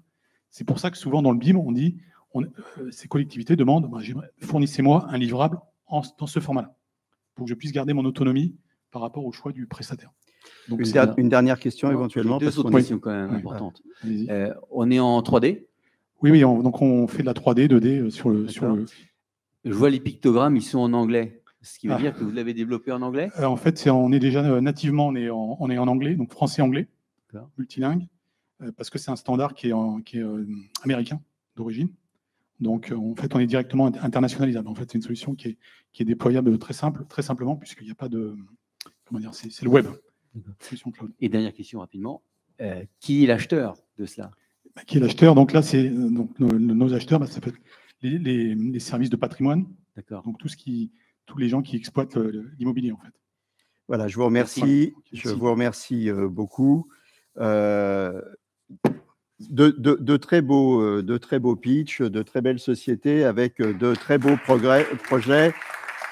Je rappelle brièvement Aglaé et le végétal luminescent qui a déjà commencé son démarchage au Québec. Geosmartic et sa solution pour les cimetières connectés qui, lui, voit un intérêt stratégique à se déplacer au Québec. H2K qui mise à fond sur l'hydrogène. Le laboratoire du mouvement qui a déjà noué un partenariat avec l'université de Trois-Rivières, le laboratoire Watchfrog qui compte bien capitaliser sur la conscience environnementale des Québécois. MCADOR, avec sa caméra, qui a déjà son entreprise au Québec, outre le fait qu'il a des liens affectifs également au Québec, mais enfin, ils ont déjà monté leur entreprise, donc ils ont déjà un pied là-bas. Vialytic, qui a fait un gros travail d'identification des points forts d'implantation sur le marché québécois avec IVEO. Et puis WeTeam, on vient de l'entendre, qui compte bien décrocher son billet là-bas pour identifier les cas d'usage. Donc vous voyez, ils ont tous des bonnes raisons d'aller au Québec. On peut tous les remercier pour la qualité de leur projet. Maintenant, parmi ces 8 lauréats, parce qu'il faut rappeler qu'ils sont déjà lauréats du CIVIM, parmi ces 8 lauréats, quels vont être les 5 super gagnants qui auront la chance de partir pour Ted for Mine? On va bientôt le savoir. On va d'abord laisser au jury le temps de délibérer. On va laisser aux candidats le temps de souffler un petit peu. Donc, on va prendre une vingtaine de petites minutes pour que vous délibériez du côté Canada et que vous délibériez du côté français. Vous allez monter dans une petite salle en haut. Vous allez tous délibérer en Zoom. On ne va pas du tout entendre ce que vous dites. On va vous retrouver dans une vingtaine de minutes. Et puis, en attendant, moi, je vous propose de retours d'expérience, un dans le domaine de la gestion de l'eau et l'autre concernant les startups, et les startups notamment à Nevers. On applaudit le jury qui va se retirer maintenant. Voilà. Et je vais demander à Fabrice Pacamiccio, à Dominique Derangère et à Stéphane Gervais de me rejoindre sur scène pour qu'on parle avec eux du problème de la gestion de l'eau. Alors, voilà, le jury se retire. Je peux vous dire que ça va être compliqué pour eux parce que les projets étaient tous plus passionnants les uns que les autres. Gestion de l'eau, donc on en parle tout de suite avec mes invités. Fabrice Pacamiccio, vous êtes à Nevers-Agglo. Dominique Derangère, vous êtes chef de service eau assainissement à l'Agglo. Maurice Malétras, vous êtes, j'ai laissé votre fiche de l'autre côté, je vous laisse vous présenter, je suis désolé, vous êtes vice-président. Vice-président de Nevers Agglomération aux enjeux de l'eau. Voilà. Et Stéphane Gervais, vous êtes chez Lacroix Sofrel. Alors, le projet dont on va parler, c'est une coopération publique-privée avec la conjugaison de 2 savoir-faire, Stéphane Gervais. 3, en fait.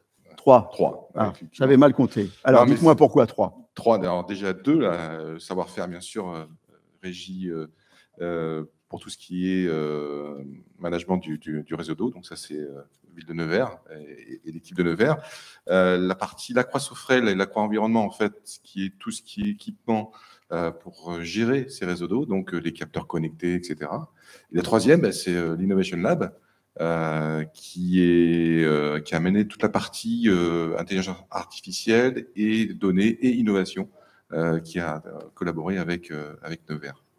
Alors, Dominique Derangère, on parle pas simplement d'une gestion de l'eau, on parle d'une gestion extrêmement fine. On parle d'une gestion extrêmement fine de l'eau, effectivement, qui nous permet de surveiller nos 400 km de réseau avec une précision de l'ordre de la centaine de mètres, en fait, là où se produisent les fuites, là où se produisent les anomalies. Et donc, en fait, une gestion qui manie à la fois donc, la technologie des capteurs combinée à celle des systèmes d'information géographique.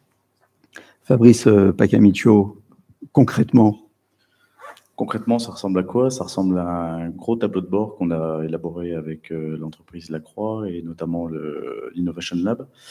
On a voulu en fait mettre en évidence des fuites qui pouvaient se faire sur le réseau d'eau potable de la région de Nevers. En parlant de ce tableau de bord, si ma mémoire est bonne, en fait, avant, tous les matins, quand vous arriviez, vous aviez un genre de tableur complètement absconce avec 500 lignes à regarder.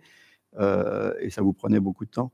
Tout à fait, on analysait ces 500 indicateurs différents en fait pour pouvoir visualiser un petit peu, sectoriser les fuites, les les endroits géographiques où elles pouvaient se trouver, notamment. Et là, maintenant, pour faire un petit pied de nez à ça, on n'a pas que des tableurs Excel, on a un gros dashboard qui nous permet d'analyser non pas 500 données, mais à l'heure actuelle, plus de 1000 données et de les mettre en corrélation les unes avec les autres pour pouvoir s'assurer qu'on est bien sur une fuite ou alors qu'on est sur une problématique de réseau normale. Donc, non seulement vous avez plus de données, mais vous mettez moins de temps à les analyser. Ouais, on essaie de diviser le temps par 2 en fait, d'analyse et d'aller tout de suite à l'essentiel. Les résultats, Dominique de Rangère, c'est gain de temps et aussi donc gain d'analyse, mais gain dans l'intervention. Gain de temps, gain de productivité, gain d'économie d'eau également. Donc, on arrive à économiser maintenant plus de 200 000 mètres cubes par an de mètres cubes d'eau, en fait, qui ne sont plus produites. Donc, ça veut dire gain d'énergie. C'est des pompes qui fonctionnent moins aussi. Donc, pour le moment, c'est tableau gagnant. Donc, et aussi gain dans les interventions. Non, vous arrivez à diligenter beaucoup plus rapidement un technicien. Combiner en fait toutes ces technologies combinées avec les systèmes de SIG, effectivement, et la géolocalisation de l'ensemble de nos équipements et de l'ensemble de nos réseaux, puisque ça a été le boulot, effectivement, dont on apprécie maintenant de l'avoir fait pendant 4 ou 5 ans, la digitalisation de tous nos réseaux avec une classe de précision en classe A, c'est-à-dire, en fait, on est capable de repérer sur un plan nos réseaux à 2 mètres près, voire 1 mètre près. Donc, tout ça combiné, effectivement, fait que maintenant, en termes d'intervention, les fuites, elles sont réparées dans la journée, là où des fois, il fallait 2 jours, 3 jours, rien que pour la localiser. Alors ça, c'est au niveau technique. Au niveau politique, Maurice Malétra, 200 000 mètres cubes d'eau économisés. Moi, je trouve que d'abord, ça peut s'applaudir, 200 000 mètres cubes d'eau économisés. Hein. Et un gain d'efficacité de 71 à 90% au niveau du rendement. Oui, effectivement, actuellement, on est à 90% de rendement sur le réseau. Donc, c'est une économie et quelque part, c'est aussi une économie sur la ressource. Économie en termes financiers, économie en termes de ressources, en termes de ressources, très important. Aujourd'hui, on manque d'eau. Actuellement, oui. Oui. La situation est quand même critique avec ces périodes de sécheresse et de pénurie au niveau de la nappe phréatique. Alors, on en est arrivé là en développant une technologie et grâce aussi à l'intelligence artificielle. Mais cette intelligence artificielle, c'est pas magique. Il a fallu l'éduquer. Donc, il a fallu, et ça a été, je crois, votre travail au début, Fabrice, il a fallu annoter en fait toutes les données pour nourrir l'intelligence artificielle, c'est ça? Dans un premier temps, on est venu analyser des données brutes sur des archives qui avaient été générées par nos différents capteurs, notamment des capteurs Lacroix, pour le coup, qui avaient été centralisés sur nos serveurs. Donc là, c'était beaucoup plus une analyse d'archives. Quand le Lacroix Lab a intégré l'intelligence artificielle, il a fallu, en effet, lui apprendre à relever les erreurs, en fait, à relever les anomalies. Et ça, c'était pas une mince affaire, pour le coup. Et à l'heure actuelle, on arrive à avoir des temps de réaction beaucoup plus rapides. C'est-à-dire que l'intelligence artificielle voit les choses avant nous. Elle catégorise des anomalies, des fuites sur le réseau, même avant nous, avant qu'on ait les indicateurs sur papier. Dominique de Rangère, quand on parlait de gestion fine, très très fine tout à l'heure, vous m'avez dit que vous teniez compte des variations été, hiver, soir, matin, enfin ça va vraiment dans le détail. C'est tout le travail effectivement qui a été fait en amont et ensuite qui a été capitalisé avec l'intelligence artificielle de Lacroix Sofrel, c'est-à-dire qu'on a historisé nos données sur plusieurs années. On a essayé en fait de mettre des seuils en fonction de la saisonnalité, en fonction de la période de la journée, en fonction de la période de la semaine. Et tout ça, ça a été de l'apprentissage qu'on a rentré, si je m'exprime un petit peu grossièrement, dans la machine, et pour pouvoir mettre ces seuils d'alerte. Et maintenant, l'intelligence artificielle, effectivement, prend le relais et va elle-même, effectivement, créer ses propres seuils d'alerte en fonction, effectivement, de tous les paramètres qu'on a pu injecter au gros. Mais il y a eu un gros boulot, effectivement, au départ, d'analyse de la donnée pour comprendre, effectivement, les variations temporelles. Stéphane Gervier, si j'ai bien compris, l'intelligence artificielle, on l'a nourrie, phase 1, et maintenant, elle va donner son plein potentiel. Alors, on peut en attendre quoi de cette intelligence artificielle? Alors, juste avant ça, j'aimerais quand même préciser quelque chose, parce que la partie assez unique par rapport à l'intelligence artificielle qui a été faite, c'est que c'est le technicien qui augmente en fait l'apprentissage de l'intelligence artificielle. Donc en fait, on a un technicien augmenté. On ne remplace pas ce qu'il fait. En fait, c'est sa connaissance qui devient en fait l'algorithme et qui l'alimente en fait tous les jours et qui l'améliore tous les jours. Ce qui fait que ce partenariat est unique, c'est les gens aussi, hein, c'est ça. C'est d'abord les gens en fait. C'est pas quelque chose qu'on impose avec un algorithme qui existe déjà. C'est quelque chose qui se crée au quotidien avec les techniciens. Et c'est ça qui est assez fort. Et ça permet aussi une adoption totale de ce type de nouvelles technologies qui en fait simplifient les choses, mais utilise surtout les connaissances de ces techniciens. Donc, une fois qu'on a dit ça, qu'est-ce qu'on peut en faire? Bien sûr, c'est l'amélioration de l'efficience, même si il faut quand même avouer qu'à Nevers, ils sont quand même assez hauts, assez élevés. 90%, ça va être assez compliqué. Mais on peut gratter encore un petit peu. Voilà. Pour gratter, il va falloir avoir des outils et d'intelligence artificielle qui sont un peu plus performantes, justement, pour aller faire ça. Il y a aussi quand même, et c'est ce qu'on a vu, en fait, c'est ce qui a déclenché ça, la partie prévention des fuites, prévention des casses. On arrive en fait à détecter les casses avant qu'elles arrivent. Et pour ça, c'est pareil, il faut une intelligence artificielle qui permet de prévoir et donc d'éviter des pertes en eau, d'éviter aussi de dénaturer en fait la partie sol et autres, et de faire des économies. Donc maintenance, alors c'est pas maintenance préventive, on l'appellera plutôt réparation préventive avant la casse, meilleure efficience, mais aussi d'avoir les techniciens qui se focalisent sur ce qui est important. Et pas effectivement perdre entre guillemets leur temps à essayer d'analyser qu'est-ce qu'il faut chercher. Donc aller vraiment avoir un temps de réaction très on va dire très faible et aller sur l'analyse, sur les résultats de l'analyse et l'utilisation des résultats de l'analyse plutôt que l'analyse elle-même. Maurice Malétras, ce travail que vous avez effectué tous collectivement, il a été reconnu en France et à l'international. Alors parlez-nous de la France d'abord. Vous avez été récompensé au Festival de Cannes, hein. Alors, ouais, mais pas le festival du film, hein. Le festival. On avait le tapis rouge, voilà. C'est déjà pas mal. On avait le soleil et le tapis rouge. On avait toute l'équipe de Nevers, on avait aussi Denis Thurio et Alain qui était avec nous. On avait Sandrine, on avait vraiment tout le support de la ville de Nevers pour avoir en fait gagné la meilleure solution d'IA, d'intelligence artificielle durable. Grâce en fait à ce qu'on a pu faire ensemble. Donc ça, au Festival de l'intelligence artificielle de Cannes. Voilà, donc vraiment très intelligence artificielle.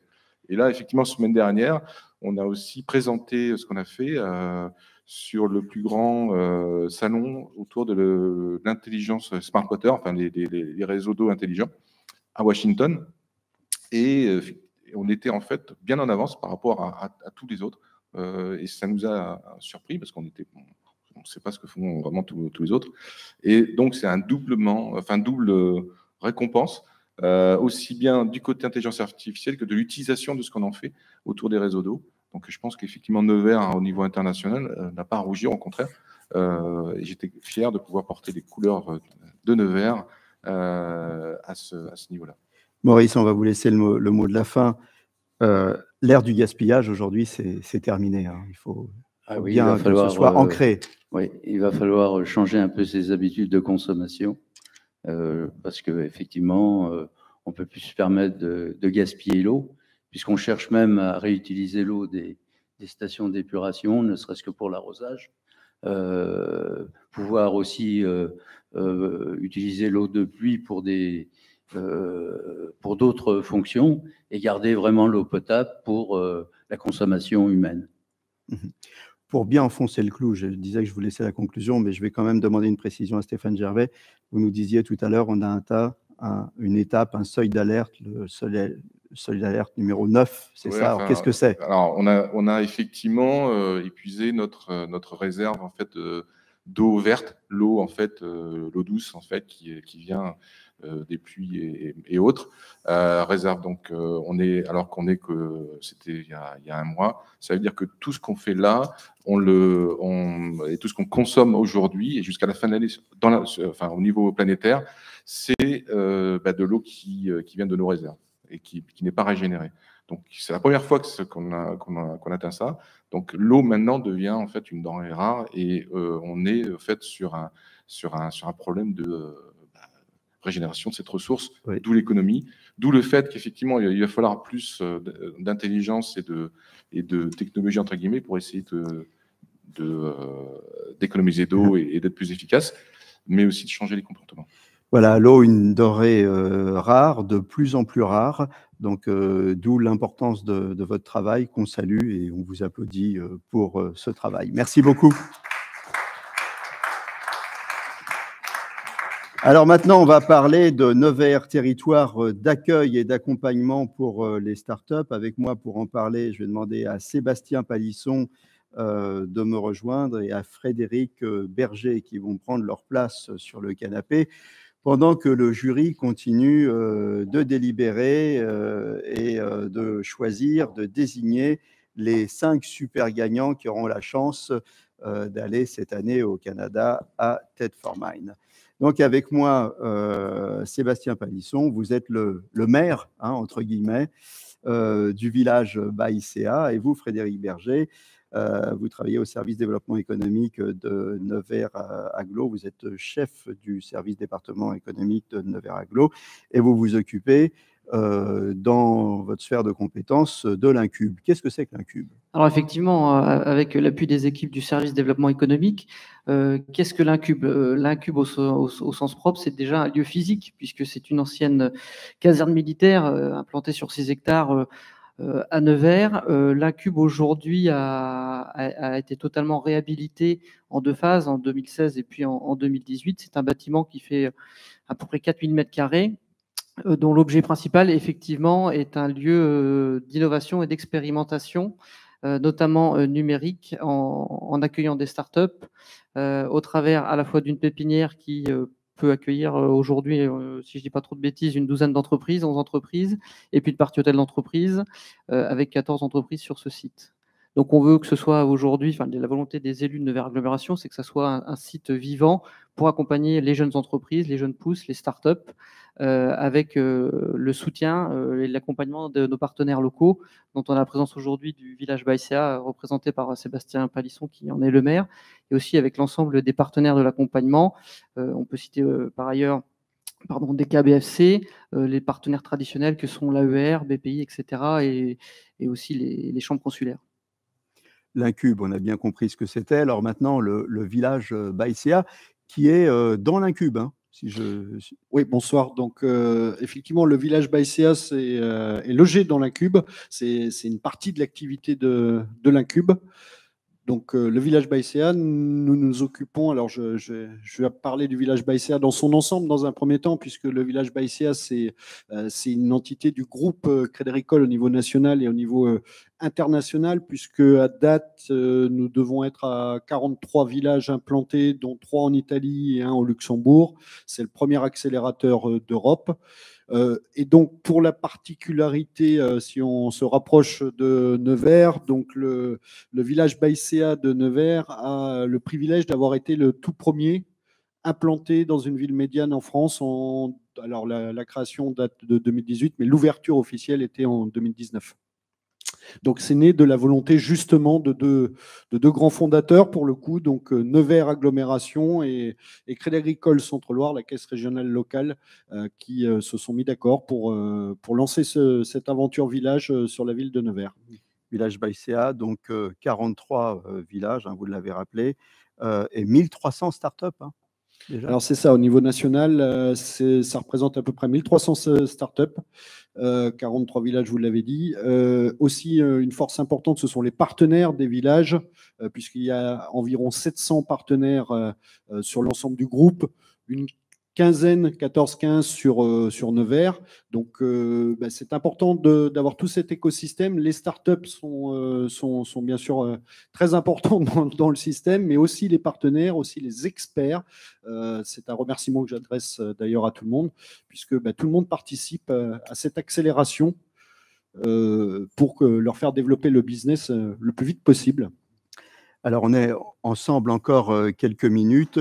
En régie, vous me direz quand le jury aura délibéré. En attendant, on continue de se parler. Pourquoi Nevers, terre d'accueil des startups? Qu'est-ce qu'on trouve dans une ville médiane qu'on ne trouve pas dans une grande ville? Est-ce que c'est plus facile d'entrer en contact avec le réseau? Est-ce que c'est plus facile de se développer? Oui, alors effectivement, vous pointez le doigt sur exactement les retours que nous font les startups, hein, qui viennent soit de l'endogène ou soit de l'exogène. On a plusieurs exemples qui d'ailleurs ont intégré le village ByCA. Souvent, ce qui nous est retourné enfin, le retour expérience porteurs de projets qui sont devenus chefs d'entreprise aujourd'hui, c'est la facilité de rentrer en contact avec l'ensemble des partenaires, donc que ce soit les collectivités locales, les élus, la région, puisque effectivement, on se veut aussi facilitateur auprès de la région et des différentes instances, et la capacité effectivement d'expérimenter dans nos territoires, on va dire de villes médianes, la facilité de mise en œuvre de nouvelles solutions que peut-être les startups n'ont pas dans les grandes métropoles. Facilité d'expérimenter parce que les villes médianes sont plus promptes à expérimenter, sont plus ouvertes. Mais elles sont peut-être plus agiles dans la manière de décider, la proximité avec les porteurs de projets, à l'agglomération. On reçoit directement les porteurs de projets, par exemple, ce qui est le cas aussi pour le village, sur les mises en relation. On a peut-être cette proximité que n'ont pas les grandes villes avec les porteurs de projets ou chefs d'entreprise. Vous voulez compléter? Oui, je veux dire, il y a peut-être une facilité, effectivement, puisque on va être très concentré. Alors, je ne dis pas que dans des grandes villes, ça sera un peu plus évasif, mais on est très concentré sur chaque porteur de projet, chaque idée innovante. Alors, pour la partie Village ByCA, oui, idée innovante. Et je dirais, on est peut-être un peu plus à l'écoute, voilà, pour ne pas que des porteurs de projets partent ailleurs et sortent du territoire pour réaliser leur business, quoi, voilà. Donc peut-être un avantage particulier à s'installer en ville médiane, effectivement, sur ce sujet. Accompagner les startups, concrètement, ça consiste en quoi? Je vais vous poser la question à chacun. Alors, ça consiste en quoi?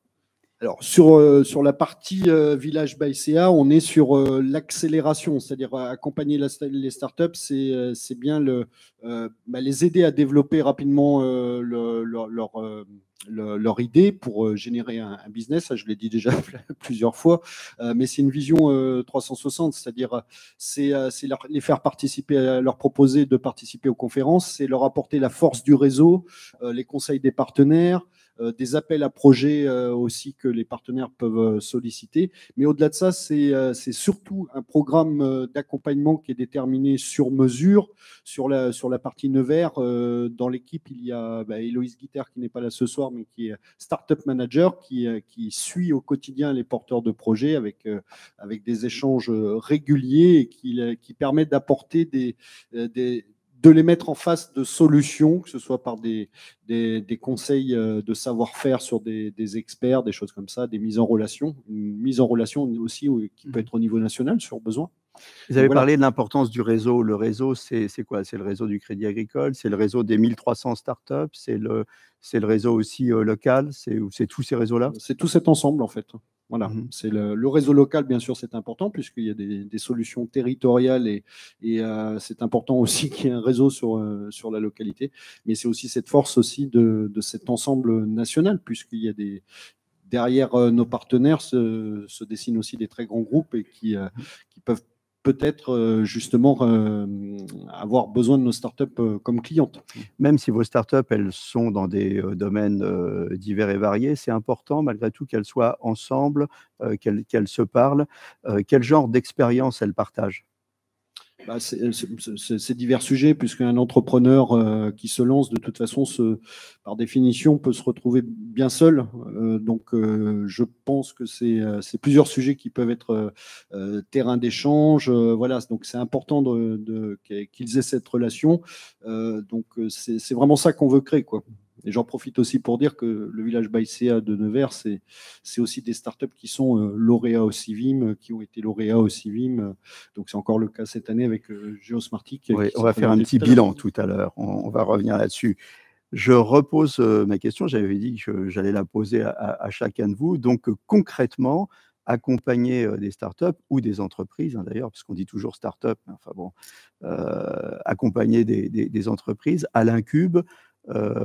Concrètement, ça se traduit par quoi? Alors oui, les startups, c'est un accompagnement tout type d'entreprise avec quelques spécificités, hein, puisque effectivement, il y a parfois une mécanique qui est inversée sur le financement de l'entreprise, c'est-à-dire qu'on va parfois chercher des financements avant d'avoir réellement l'attraction commerciale, ce qui est peut-être souvent l'inverse dans d'autres structures. Aujourd'hui, nous, le rôle de l'agglomération, c'est effectivement de s'assurer du continuum d'accompagnement, c'est-à-dire de la phase idéation du projet jusqu'à la phase levée de fonds et puis pérennisation de l'activité. Donc notre rôle, c'est bien de cranter, suivant le porteur de projet, à quel stade de maturité se trouve l'entreprise et de trouver l'interlocuteur le plus adapté au moment où nous rencontrons le porteur de projet. Donc si on est sur une phase d'émergence ou d'idéation, ça va être plutôt l'incubateur des KBFC. Si on est sur une entreprise qui est déjà un peu plus avancée, qui dispose d'un business model et d'un produit abouti, on va effectivement plus l'orienter vers le village BayCA. Mais effectivement, notre rôle à nous, c'est de s'assurer que l'entreprise soit accompagnée à tout moment de l'idée au développement, à la pérennisation de l'activité, soit accompagnée en direct par les collègues. Donc, on a une chargée d'affaires numérique qui est dédiée sur le sujet, soit par nos partenaires. J'arrive à Nevers. Je vais voir qui en premier? Je vais voir le village BayCA ou l'Incube? Ben, vous pouvez aller voir les deux, puisqu'à un moment donné, les deux vont se retrouver. Donc, soit ce sont des porteurs de projets qui peuvent être sourcés par Nevers Agglomération et qui sont ensuite orientés vers le village BayCA ou un autre partenaire, ou ça peut être un porteur de projet qui prend un tâche directement avec le village BayCA et puis qui soit fait affaire, entre guillemets, suivant son niveau de maturité, soit le village BayCA peut nous renvoyer le porteur de projet pour qu'il puisse rentrer dans un autre dispositif. Monsieur le maire du village BayCA, vous vouliez ajouter quelque chose? Je vous ai coupé la parole. Non, je disais qu'effectivement, la base de tout ça, c'est de la communication entre nous, puisque les porteurs de projets ils peuvent arriver par différents canaux. Il y a une vraie synergie entre vous deux. Oui, voilà, il faut, enfin, entre nous deux et nos équipes. Oui, bien sûr. Mais c'est important qu'on partage aussi ces informations de ce qui se dessine dans le territoire, puisque il n'y a pas que, voilà, nous on est sur la phase d'accélération, faut mettre le but c'est quand même que le porteur de projet ce soit fluide pour lui et qu'il trouve le bon interlocuteur au bon moment, quoi. Oui, et puis le lien, je me permets, le lien également, on a créé un réseau économique projet innovant au niveau de l'agglomération.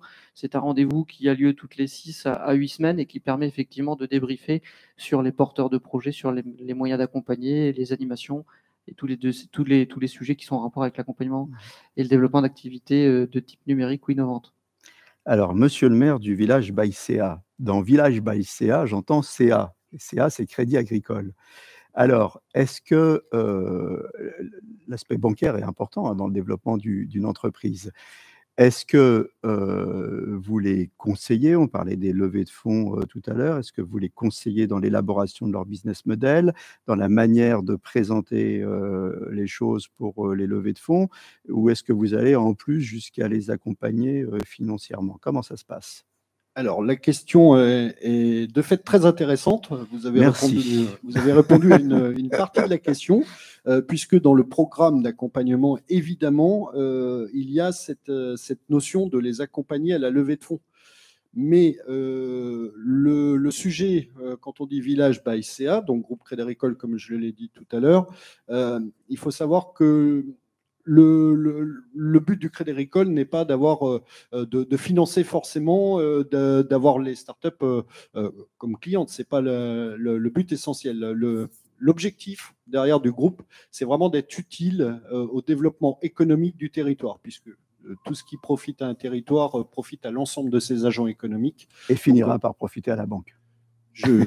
Bien entendu. Bien sûr. Mais de l'autre côté, il est très important effectivement qu'on puisse accompagner nos porteurs de projets pour qu'ils puissent obtenir les fonds dont ils ont besoin et évoluer. Donc ça passe par aider à établir un bon business plan. Ça passe aussi à les mettre en posture adéquate pour pouvoir s'adresser aux fonds d'investissement, aux financeurs, quels qu'ils soient.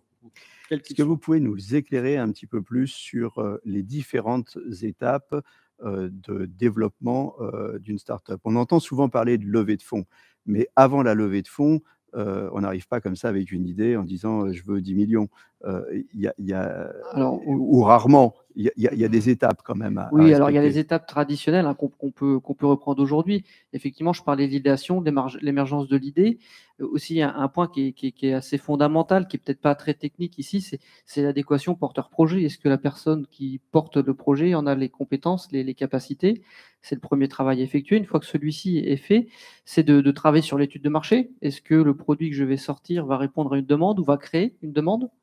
Une fois que ce travail est fait, donc on est sur la partie plutôt technique, on va faire ce qu'on appelle une étude de moyens. Quels moyens matériels j'ai besoin? Quels sont les besoins humains, financiers, pour effectivement arriver ensuite à l'élaboration d'un business plan. Ce business plan recouvre l'ensemble des sujets évoqués précédemment, mais également la partie financière, la partie juridique, fiscale, sociale, et ensuite les démarches d'immatriculation. Donc ça se fait effectivement en parallèle de la partie recherche qui est des fois aussi nécessaire au développement de solutions. Vous avez parlé du porteur de projet et de la capacité du porteur de projet. Alors, qu'est-ce que c'est?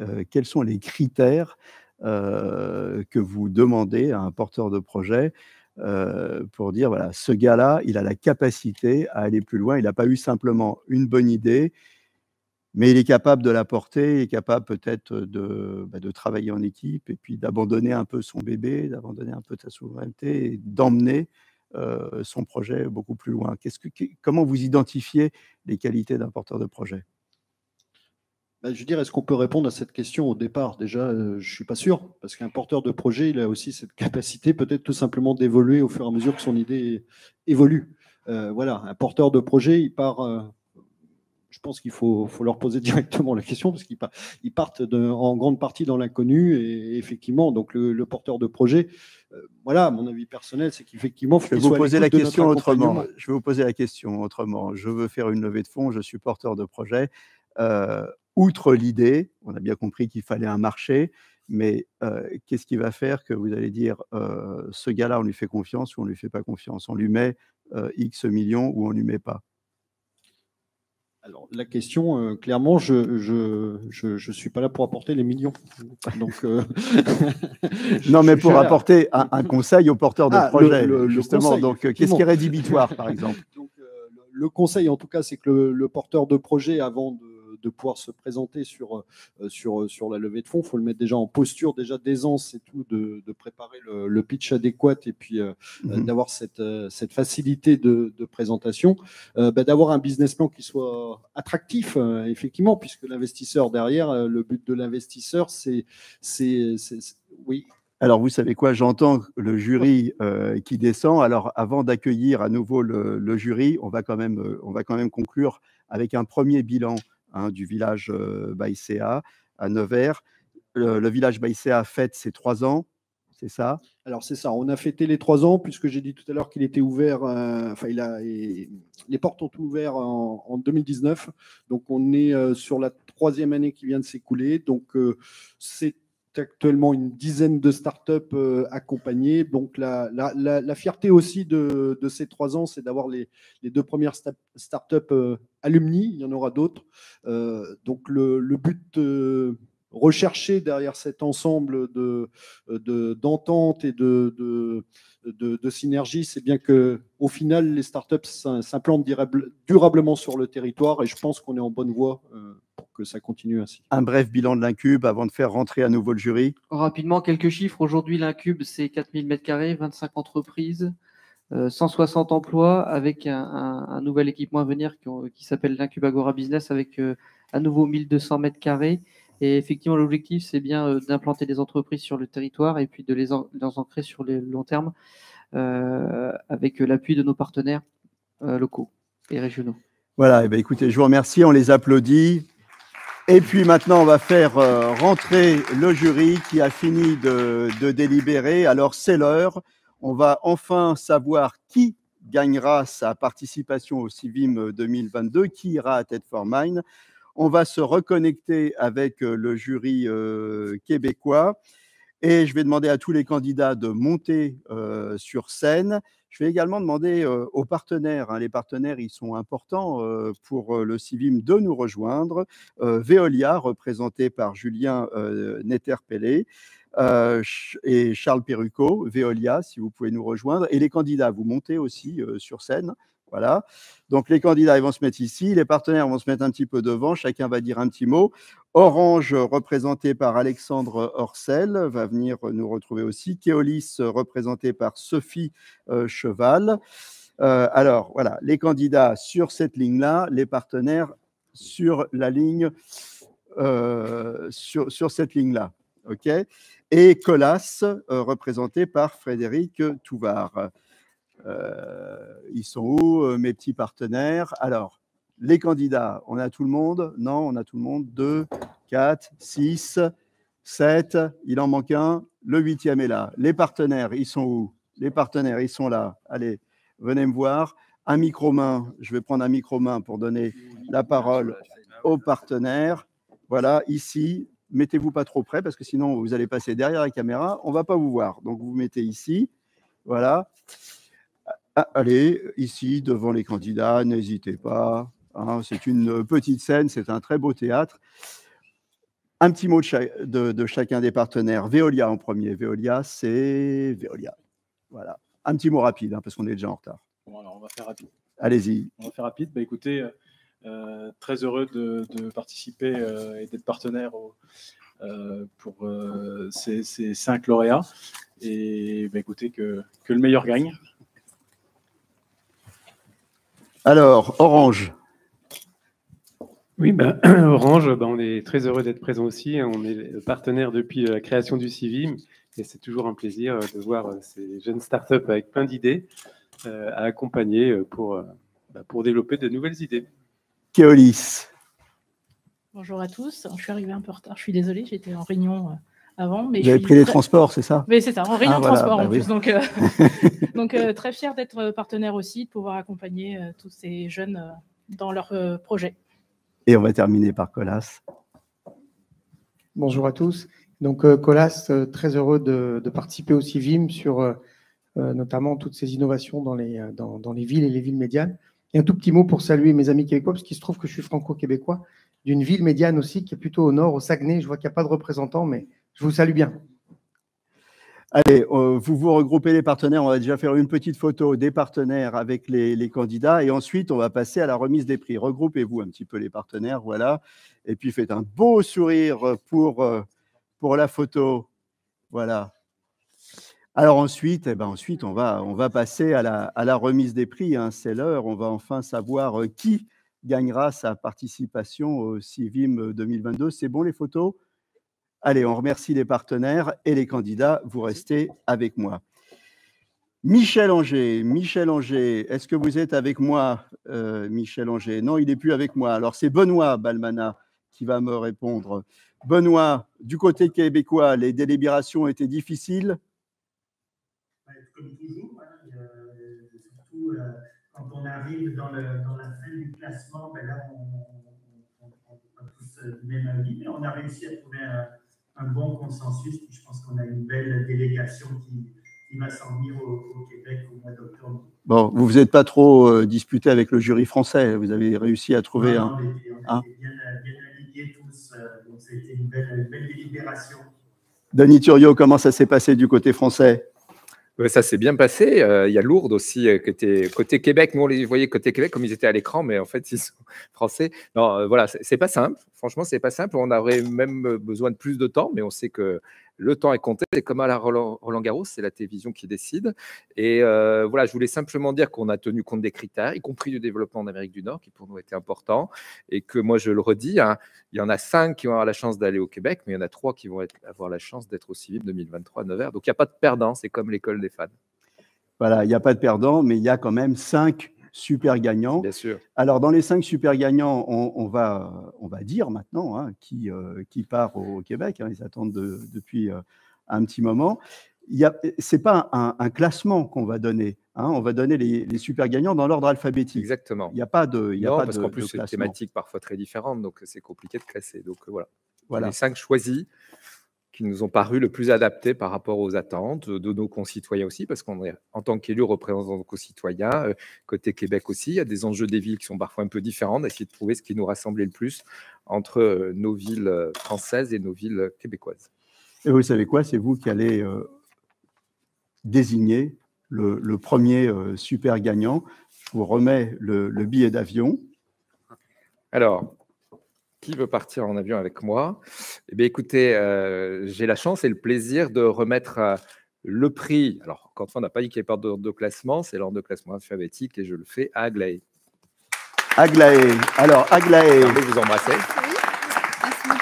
Bon voyage. Alors, il y a un petit rituel. Vous allez ici et vous prenez la photo avec monsieur le maire. Voilà. Et puis après, vous n'allez pas vous échapper parce qu'on fera une photo de tous les gagnants. Okay. Merci. Bravo. Voilà, Aglaé qui a gagné son billet pour TED for Mine. Vous êtes contents, les Québécois? On vous envoie une Aglaé. C'est la meilleure de nos représentantes. C'était la seule femme à concourir aujourd'hui et c'était la seule femme à pitcher. Okay. Et ce n'est pas le critère, hein, je préfère le dire. Hein. C'est la compétence. Ce n'est pas du tout le critère. Alain Boursier, justement, faites pas le malin parce que c'est vous qui allez remettre le deuxième billet. Voilà. Alors. Moi, je suis très heureux de remettre face à la caméra billet à quelqu'un qui m'est cher en plus. Donc, c'est le laboratoire du mouvement, le papa déjà et le fils.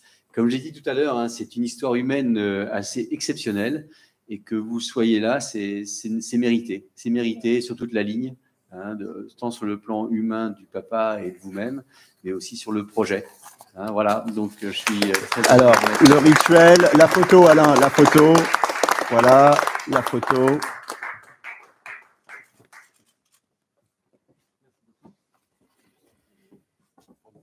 Qui va partir? Qui va s'envoler pour TED for Mine? Alain Melka, vous allez nous dire quel est le troisième heureux gagnant qui va prendre l'avion, peut-être avec vous, hein, pour Probablement. aller... Voilà. Alors, au nom de la mission Écoterre, de son président Christian Estrosi, nous sommes l'un des premiers partenaires du CIVIM depuis le début et on en est extrêmement heureux. Et je suis également très, très heureux. Vous avez fait, c'est Macador, hein, c'est ça? Voilà, il est là. Vous avez fait l'unanimité, ça on peut le dire, et je suis vraiment très, très heureux et on vous souhaite mille réussites.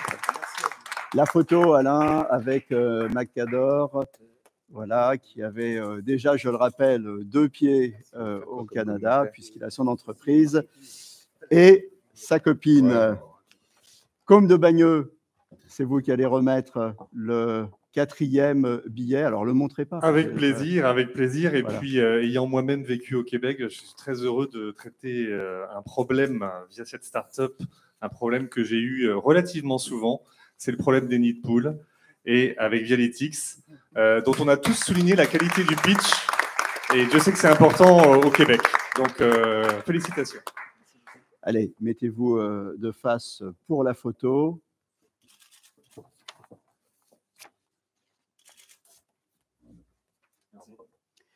Il en reste un. Moi, je sais qui est-ce. Eh oui, il en reste un, je sais qui est-ce.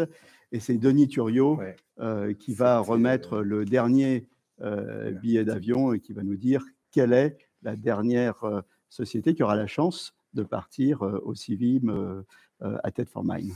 Eh bien, c'est une société qui travaille dans un secteur en fait, qui est particulièrement important pour nous tous. Et en tant qu'élus, voilà, le secteur du bâti, du logement, du BIM aussi pour la conception et pour nous élus de voir plus facilement le projet qu'on décide.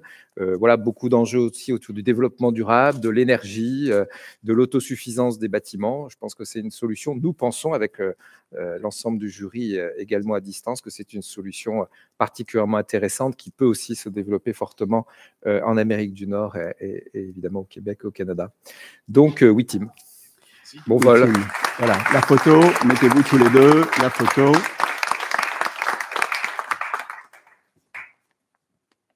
Alors maintenant, on va faire une photo de tous les gagnants avec le jury. Donc un gagnant, un jury, un gagnant, un jury. Vous vous serrez bien. Et puis, on fait une belle photo de tout ça. Pendant que vous vous mettez en place, moi, je vais remercier les partenaires. Je vais remercier Veolia, Orange, Keolis, Colas, Lassor, Suez et EDF. Je remercie aussi tous les candidats, ceux qui sont venus pitcher aujourd'hui, mais ceux qui étaient venus pitcher au CIVIM, à l'Incube en septembre. Plus il y a de startups qui participent et plus le CIVIM est riche et plus le CIVIM sera riche dans le futur. Un big up aussi pour la Dream Team du CIVIM. Alors, la Dream Team du CIVIM, c'est Sonia Boulez. Elle est où, Sonia? Elle est en régie par là-bas. Ah non, elle est là. Voilà. Oui, Sonia, Séverine Sonia. Thévenot qui a fait ce superbe clip qu'on a vu au début. Séverine Thévenot, bravo. Élise Gervais aussi, qui doit être quelque part par ici. Nathalie Gentil.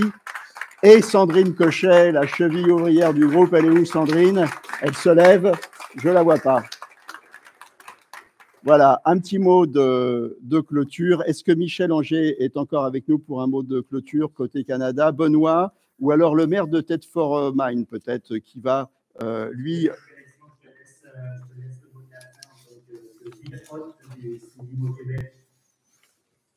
Merci, merci à tous. C'était une délibération, je dois le mentionner, qui était difficile. Donc, il y a beaucoup de beaux projets, beaucoup de solutions aussi qui sont en développement. Alors, pour le monde ministère, c'est extrêmement important. On a vraiment très hâte de vous voir chez nous, ici, à Thetford Mines, de vous mettre en contact avec les municipalités de chez nous, de vous mettre en contact avec d'autres belles entreprises, en espérant qu'il puisse y avoir des mariages importants, des mariages intéressants pour vous et que ça puisse contribuer à votre développement. Alors, encore une fois, bienvenue à Thetford Mines en octobre. Eh bien, écoutez, on vous remercie beaucoup. En tout cas, il y en a déjà 5 qui ont leur billet d'avion. Et Denis Thuriot qui va nous dire le mot de la fin. Déjà, ce mot de la fin, c'est que j'étais ravi de vous accueillir toutes et tous à distance ou en présentiel dans ce formidable théâtre municipal de Nevers que nous avons rénové sous le précédent mandat. Et on ne le dirait pas parce qu'il est du début du 19e siècle, mais c'est le théâtre le plus numérisé de Bourgogne-Franche-Comté en captation d'images, de son. Nous avons souhaité vraiment le tourner aussi vers le 21e siècle en respectant ce qu'il était. Donc voilà, symboliquement, c'est aussi une vision de ce qu'on est historiquement et à la fois tourné vers le futur. Donc voilà, très heureux que ce CIVIM, qui n'a jamais arrêté, continue l'aventure parce que voilà, cette création, ce souhait répond manifestement à un besoin et on le voit aussi par rapport à la qualité des startups qui concourent, qu'elles aient été retenues ce soir ou qu'elles le soient une autre fois ou que parfois elles l'ont été avant. Donc voilà, ça c'est aussi quelque chose de formidable. Alors, quelques remerciements, et il est de coutume en France, mais je le sais au Québec aussi. Tout d'abord à Marc-Alexandre, maire de Thetford Mines, de nous accueillir, d'accueillir cette grande famille du CIVIM qui grandit de plus en plus et qui va le faire aussi par ce réseau que nous lançons de façon beaucoup plus large avec de multiples événements. Merci à Jean-Claude Durousseau d'avoir fait l'animation de cette soirée parce que c'est un habitué, on l'apprécie beaucoup et c'est un fidèle et je pense qu'il fait ça de main de maître, y compris en nous faisant comprendre qu'on est parfois un peu long, mais on ne lui en veut pas. Je voulais remercier à mon tour Veolia Eau et Veolia Propreté, Julien Etterpeller, manager de service local, Charles Perrucot, ingénieur, merci de votre présence ce soir. Alexandre Orcel, directeur des relations avec les collectivités chez Orange, avec lequel nous travaillons beaucoup, évidemment, sur le déploiement du très haut débit. Il faut qu'on finisse. Et aussi de la 5G, je le dis, puisque Nevers et son agglomération a été retenue dans le cadre des villes peu denses, les 25% de villes peu denses retenues par Cédrico. Keolis Sophie Cheval, qui nous accompagnait à Rennes, donc directrice Keolis Nevers. Et puis Frédéric Touvard pour Colas, avec qui nous développons aussi les stationnements connectés, le e-stationnement, directeur business développement pour Flowell, qui est un système que nous avons adopté à Nevers. Je voulais saluer aussi ceux qui n'ont pas pu être là, parce que s'ils ne sont pas là ce soir, ils sont quand même là avec nous toute l'année. C'est EDF, Suez et l'Assor. Et puis, bien sûr, mon ami Benoît Balmana et toute l'équipe IVEO, parce que c'est important pour nous qu'on ait leur confiance, qu'on ait leur soutien. Depuis très longtemps, c'est un partenaire très fort du CIVIM et pour d'autres actions aussi. Et l'agglomération de Nevers et IVEO, j'ai envie de dire, ne font qu'un ou presque. En tout cas, voilà, on est vraiment raccord dans les développements qu'on souhaite porter ensemble. Ville de France, dont je suis aussi administrateur, qui est le réseau des villes médianes en France. Et donc, moi, je préside groupe de travail numérique. Et donc, c'est important que Ville-de-France, qui veut aussi relancer nos territoires médians, qui sont en pleine relance, on peut le dire, Covid ou pas Covid, reste partenaire. Et puis, la mission Écoterre, dont j'ai l'honneur d'être l'un des vice-présidents aux côtés de Christian Estrosi. Et merci à Alain Melka d'avoir pu prendre son temps ce soir. Merci à tous nos amis, évidemment, Michel Anger qui n'a pas pu se reconnecter. Merci aux autres villes du Québec d'avoir été là, à Lourdes aussi, d'avoir accepté de participer à ce jury, puisque nous avons noué, je l'ai dit tout à l'heure, des nouveaux partenariats. Donc tout ça fait que c'est tous ensemble que nous réussissons à montrer que nos villes, elles existent, elles ont bien envie de vivre et qu'elles sont des villes d'avenir et qu'elles adoptent des solutions, qu'elles vont tester, en tout cas, elles vont aussi aider des entreprises qui s'installeront chez les uns, chez les autres, à devenir des grosses entreprises. Et je leur souhaite beaucoup de succès, encore une fois, à tous les lauréats qui aient été retenus ce soir ou qu'ils soient sur notre Civim 2023.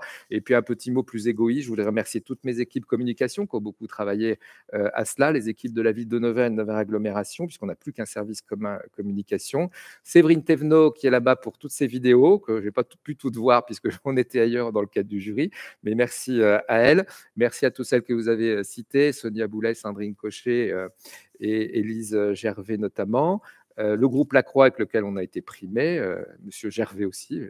Voilà, je ne reprendrai pas une formule, mais j'aime bien l'humour. Gervais, j'en veux, on a tous connu, donc on a du Gervais ce soir. Et puis, tant pis, j'ai osé, hein, c'est pas grave, on n'est pas à la télé. Et puis, donc, je voulais remercier toute l'équipe de Théâtre Municipal de Nevers parce que c'est toujours un plaisir d'être là. Je le fais pour des Facebook Live, je le fais pendant la Covid pour des choses moins drôles. Et puis, voilà, je pense que c'était une belle chose que ça se fasse ce soir, en dehors de la Cube, qui nous recevra une autre fois. Et puis, beau courage à Ted for Mind pour l'organisation. Mais mon petit doigt me dit qu'on va aller les aider à préparer tout ça, même s'ils n'ont pas vraiment besoin de nous. Mais c'est toujours sympathique d'aller préparer ça, sans doute fin août, début septembre. Voilà, et on vous préparera le terrain. Merci à tous. Voilà, bon voyage, bon business et bon Civim.